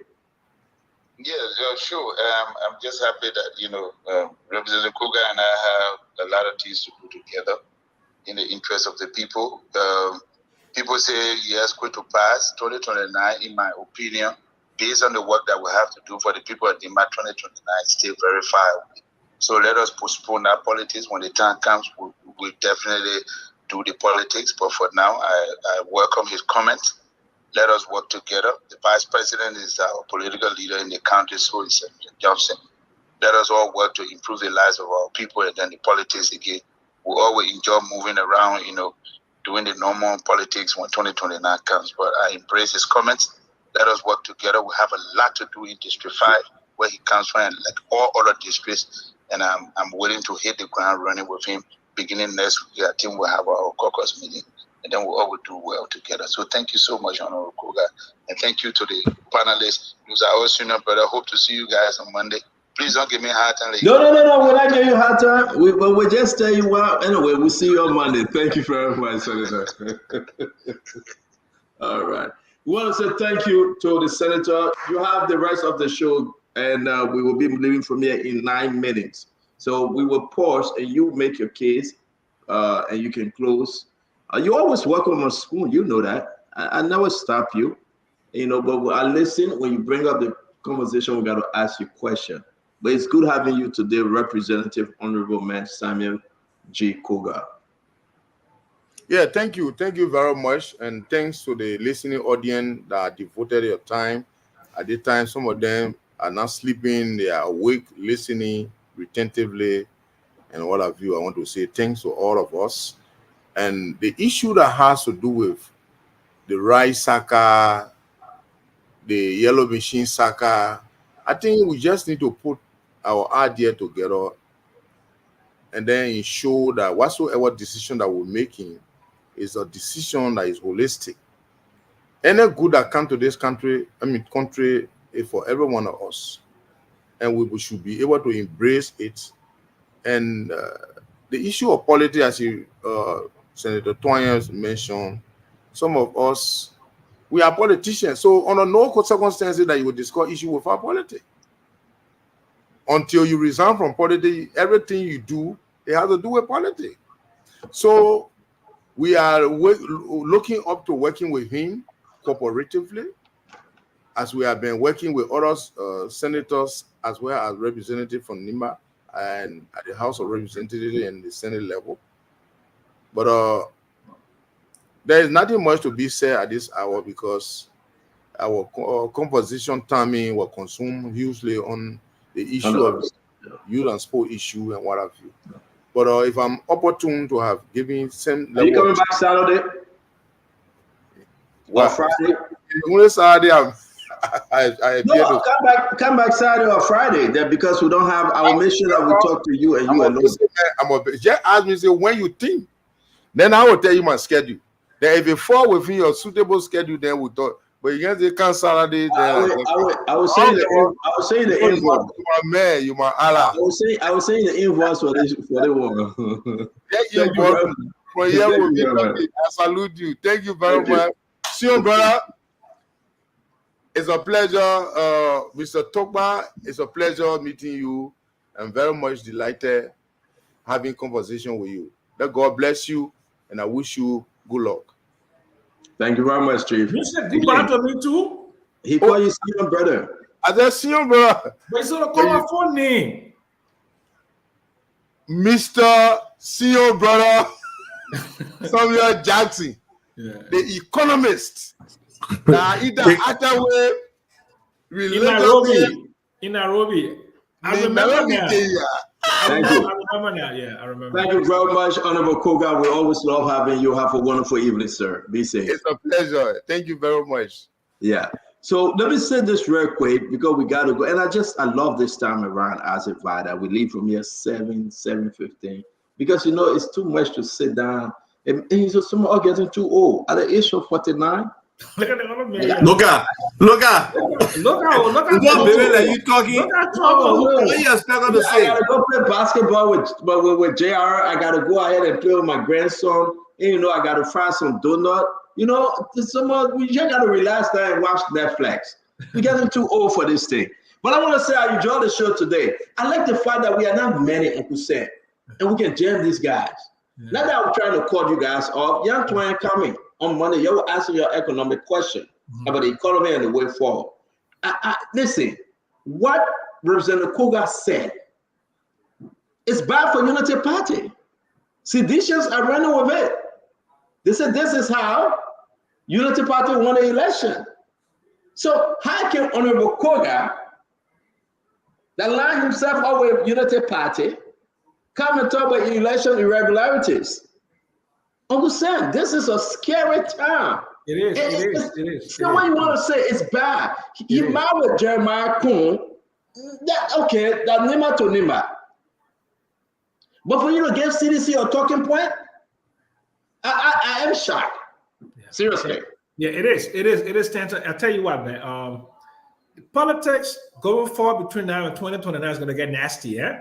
Going to get very nasty because if Joe Biden doesn't run as I expect him now to run, Nimba will be up for grabs, eh? And those young people in Nimba, like Honorable Koga, Yanin, and then the vice president himself, they will have to do some things, masterful to build coalition, to stabilize the country. And this is going to be, and I hope I have good health and long life to watch all this play out because it will be something really in the next several years with the Liberian politics, especially as Nimba goes. I don't think Nimba will be the deciding county for election in 2029. I think it will be very split. All depends. If you can take in more vote from the southeastern region, you can knock Nimba out of the park. Anybody that have the 6th county from the southeastern region and Magibi, right? They can cover Nimba and half of Lofa. Yeah. And as you can see, Joe, we are already beat folks in Bon County and Grand Bassa. Yeah. Then that's trouble. So listen, let me say this. Yeah. I hope we are not just in this thing, but our vibe. No, finish up, man. We got to go. Let me tell you something. Okay. Do you know that President Weah is giving some strong signal he's coming back in 2029? Oh man, that would. Why you get on your feeling if you talk about President Weah? President Weah, not human being. Oh, but man, the poor reached out to me today. You can talk about what? Go ahead, tell that story. I want to hear it. The people reached out to me. Okay, they said President Weah will start the coordination, but I can tell you also some very strong people within the CDC said they will resist it. So it will be a nasty fight because there are two. I mean, I don't know. I won't say the. CDC noise is now a national fight, man. Don't bring that kind of intrusion into the discussion, man. You who are in CDC for I was. It's the past. I was. I will say this to you, my brother. I disagree with you. As much as we ran a campaign against CDC, CDC is still a formidable force. They are the greatest opposition right now to Unity Party. Yes. Nobody can question it. As per the last election, your party came on 1.6. They are not even close. Man, CDC on no, it's not my man. No, don't do this. That clown show. Regardless, call it anyway. You cannot less than 6 Abba. Bastardizing or you cannot. Abba, you are educated man. You know data. You know all the time. You cannot deny the fact. As per the last result, the National Election Commission, CDC is the second to Unity Party. Call it clown show, call it crazy, call it superstition. But your party came 1.6. CDC came with last more. So do not question it and say they are clown. They are not clown. Number one. What they're doing right now is clowning. What they are doing right now. Okay, explain what you mean by clowning. Let me finish. What they're doing right now is clowning. You cannot have come from bastardizing, corrupting. Every day we come on here, we basically bring something where this group have been stealing from this country. If this country has been assaulted and abused based on the documentation, not just Togo, the documentation will get here every day. And the Liberian people turn around and go vote these same roguish, corrupt, incompetent individuals back into power. It just tell me that we have. So can I ask you a question, Uncle Sam? Let me ask my brother Alpha Tokwa Jr., the older brother of Madison Down Tokwa. Let me ask you a question. 12 years older, Madam Salim. You're a smart man. You remember the names. You can connect the dots. But go ahead. But let me ask you a question. 12 years older, Madam Salim. The worst in the history of Liberia about corruption. So Madam Salim stood up and said, I take responsibility. 12 years older, Madam Salim. The country went flat. I'm not here. Don't give me a chance. I'm not here to defend a political party. What you said now, they were saying it before. But the Liberian people gave Unity Party a second chance. And today, no, again. Let me finish. Let me finish. Let's The have the rest people discussion. came Finish. up. We thought we make the case. The individual can be held responsible. But you will not say that about the party. And I think you are wrong to say that about the party. Like Uncle Sam always said on the show, if President Joseph Boakai failed to do the right thing, the people might probably, likely go back to CDC. Yes. I'm not saying Joe, I'm saying CDC. But then you join the distinction. Now you join the distinction. I'm saying what Sam is saying about George Weah coming back, what some of the seditions that Ase do and other people crowning George Weah and talking about him coming back, that's nonsense, that's clowning. Now, it doesn't stop the fact if there is somebody who can emerge in the CDC and come with respectability and a different vision from what is. Yeah, it's possible CDC has numbers. Nobody dispute that. George Weah himself has numbers. George Weah run today, he get 10 to 35% easy. That's his number. But in terms of the Liberian people giving him the presidency again, that level of stupidity. All depends on the performance of Joseph Yima Boakai government. So right? If we start going back, if we start naming names, if we start making the case, I am a Joseph Yima Boakai supporter because we fought for him, right? But the issue here is that if we look back now and the issue about Joseph Yima Boakai, the president of Republic of Liberia, woke up one morning and say, Yatta family is the greatest person ever lived. She did well for the inauguration. You put a press statement up, let's celebrate Yatta family. When people still asking for the document, 650,000 United States dollars that was squandered, and President Boakai said she's okay.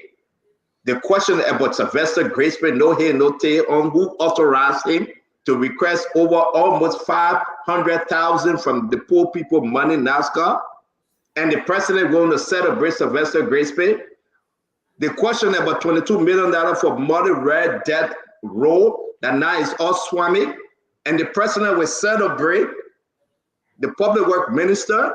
The issue about 285 yellow machine, F-moving machine, that everybody has their own version and story, and the president going to embrace it and say, double job, I'm going to pay for it.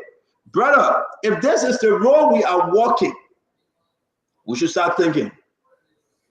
So we should start thinking. So that's my case. I say. Yeah, let's go ahead. Find out this thing. Let's go. Okay, so Ivan, George Weah is a dominant political force, whether you like it or not. And this election, according to NEC, okay, I don't want any other conspiracy theory. According to NEC, the difference was about 21,000 votes.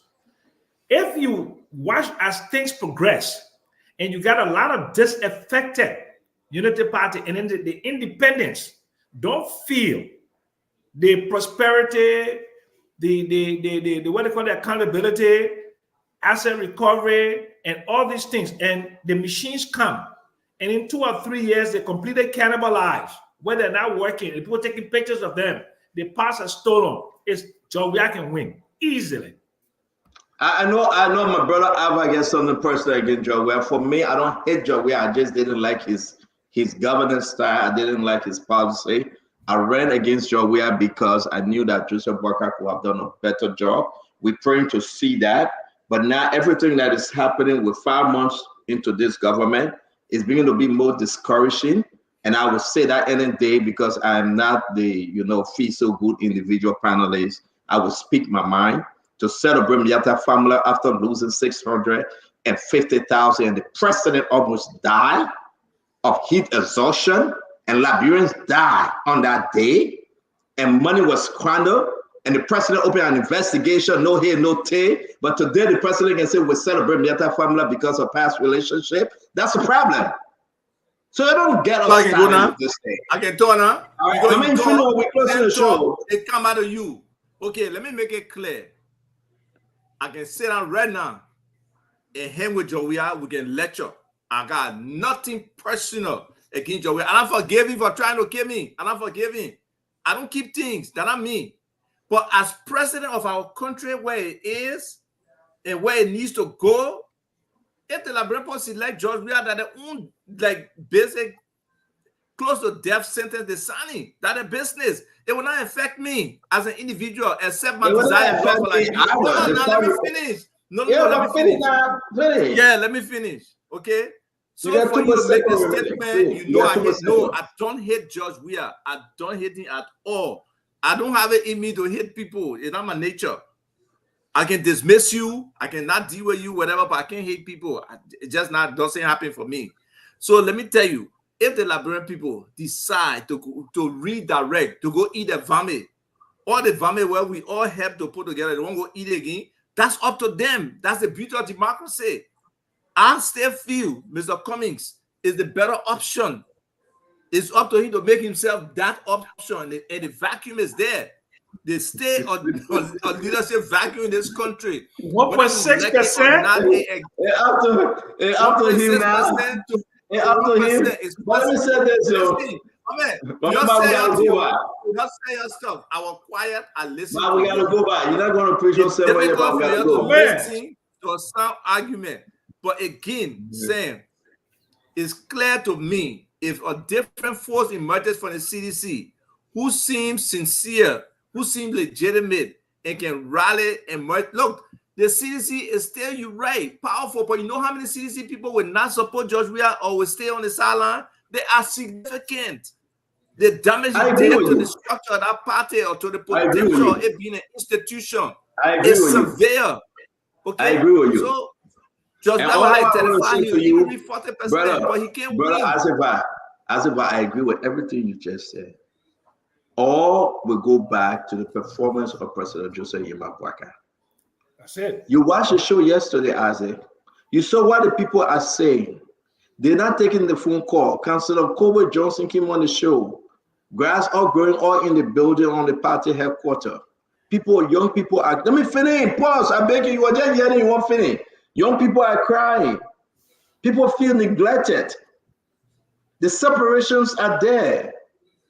The cohesiveness that drove people out there to champion this cause, people are forgetting. Let's go down the line and we'll make this case.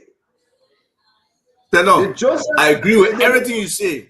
I agree with everything you say. Again. And what we are talking about, it is important for us to address it now, before next year, before 2026, before 2027. I agree. People say, wait, in 2005 months.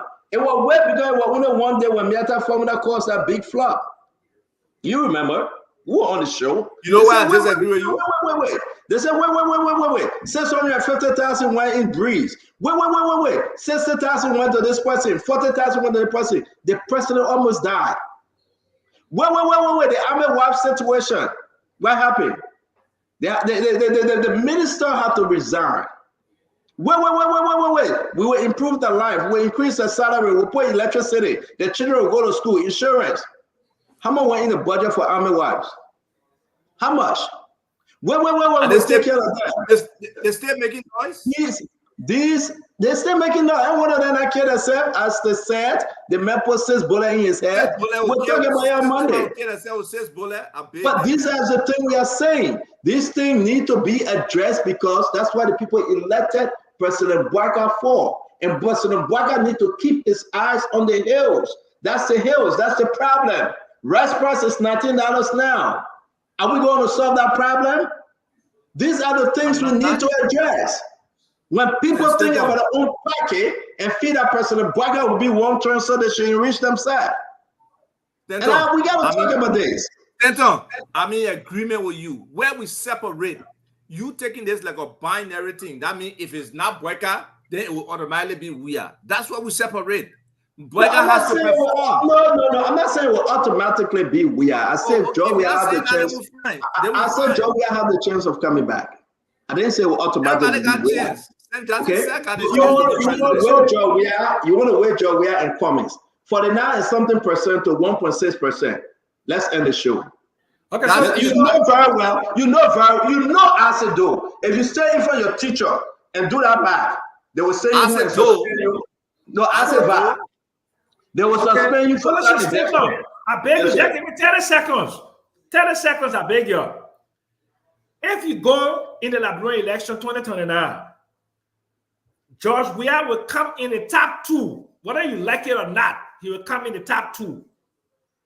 If he comes in the top 2 in the second round, people will rally towards him because if Joe Biden then have made a big screw up, they will rally towards him. Your man Cummings at 1.6% will not be in the top 2. So the chances... Cummings may not even run. Cummings may not run. But okay. if you tell me the probability that George Weah will be president in 2029 is very high. The probability is high. Sam, yes. We gotta go, folks. Nelson, can you come on the show? Or James Kuda, can you come on? I see you guys, my man. I'm going to take my next rest time, on Monday. 20,000. It will be a hurtful 10,000 in the second round. See you guys, man. Love you guys. Take care. Uncle Sam, thank you very much for joining us. Folks, don't forget, one-on-one with the CEO co-host by September, we will be having, don't forget, we're going to have Sekou Dukle, the National Port Authority Managing Director. I'm going to chime in as I heard. Ko Bangaloo is coming on. We're going to have a big show tomorrow. You want to stay tuned. You want to enjoy the goodness of your network, the Spoon Network. Okay? I always love having Isaac Vi on the show because I love to give him hard time. And Isaac, bring your brother one day. Bring your brother. My brother? Yeah, bring him on. Hey, part of the national. When you are small, you go away and carry you. I can't carry him right now. But I will tell him that you can call him. James, who is a career soldier and career technician, man. He left all the media thing. Yeah, my man, but stop, man. Oh. That man, I know the man, but the man will come. That man are one of the most intelligent persons you meet, though, to be honest with you. Seriously. Okay. All right. That man can run circles around people. I say if you have not met me before, that's your brother. Ask him. Oh man, you that my small brother, but you picking for that man. That man too grand. I'm not saying I ever been picky. I'm saying I know too much. That's what I'm saying. I just say asking you. James, can you call Nelson? Who's in the studio? I call him Nelson. He's not picking up. Please. Did you call the player? Yeah? No, I come in. You no, but still, seriously, the expectations of the government, it's probably because of the promises. As opposition as I am, I cannot see, what so much they could have done in 6 months that's so significant that we're already talking about elections. They have done things wrong. They have not laid out a plan. People are not saying what. Less than 6 months. People are not saying what so much they could have done. No. They are saying what they are doing that is so bad. It's two different things. Okay, I agree with that. We don't expect you to build overhead bridge in 6 months. We do not expect you to bring plane in the country in 6 months, train in the country in 6 months. No. But we also do not expect you, that members of your government, right, can go to the poor people fund and steal money and no answer. We do not expect you, that member of your government, can give us a bill for $22 million and say we just went there to plow the road. No.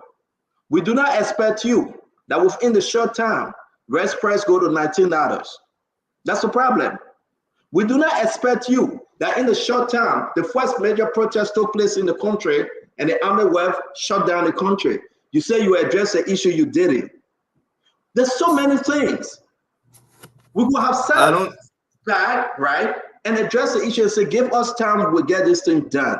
But when the other issues start happening and say,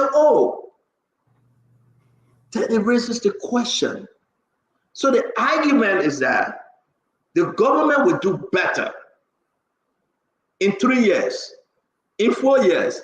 But the government is doing worse right now in 4 months because of report of so many misappropriation. I don't know about doing worse. I know that's wrong. No, you must say speaking as to should they do better in 4 months, 5 months? It can.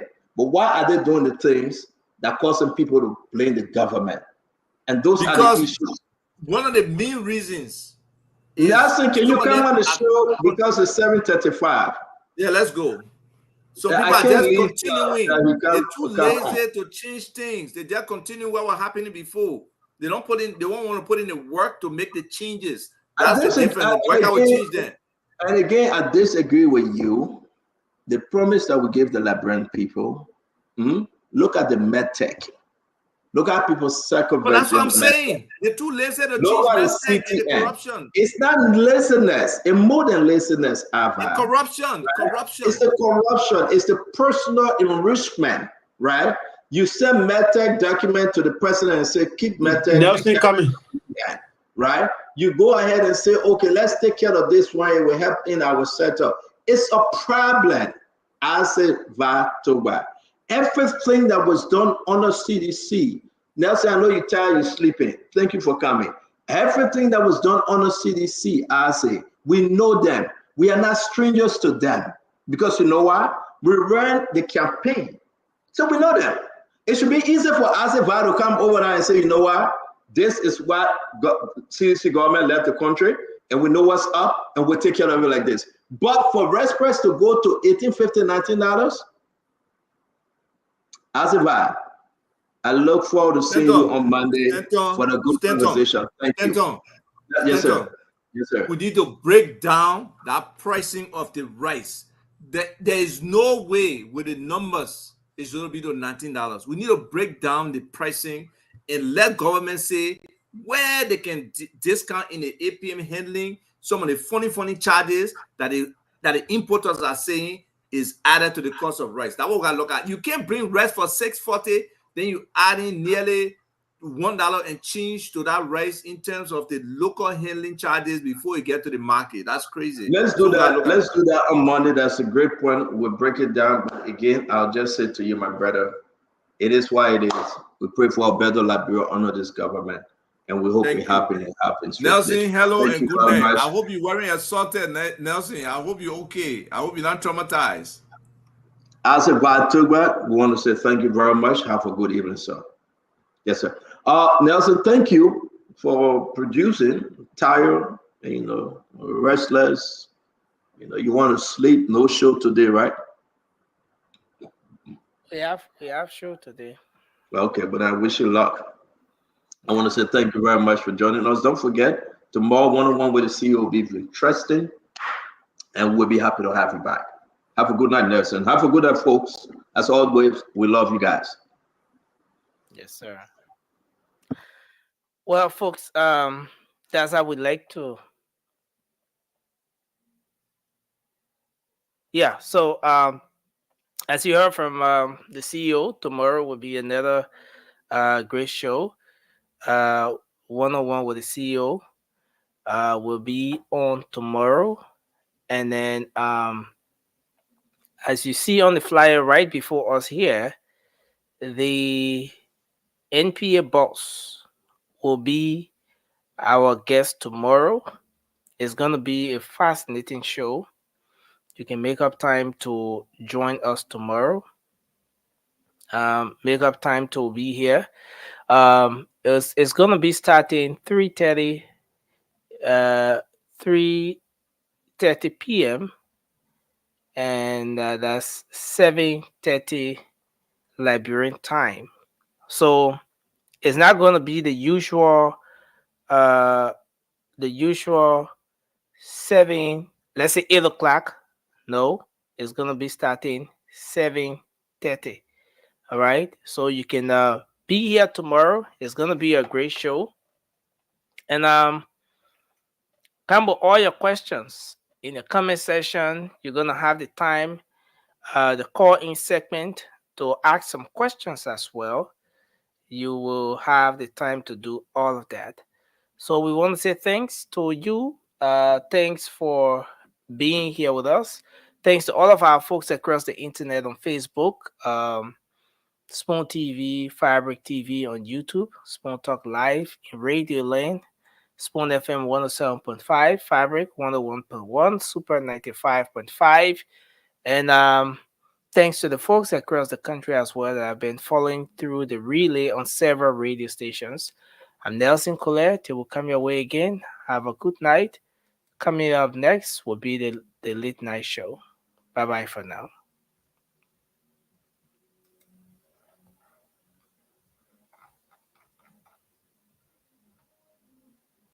Clip bam bam, clip bam bam, clip bam bam. What up?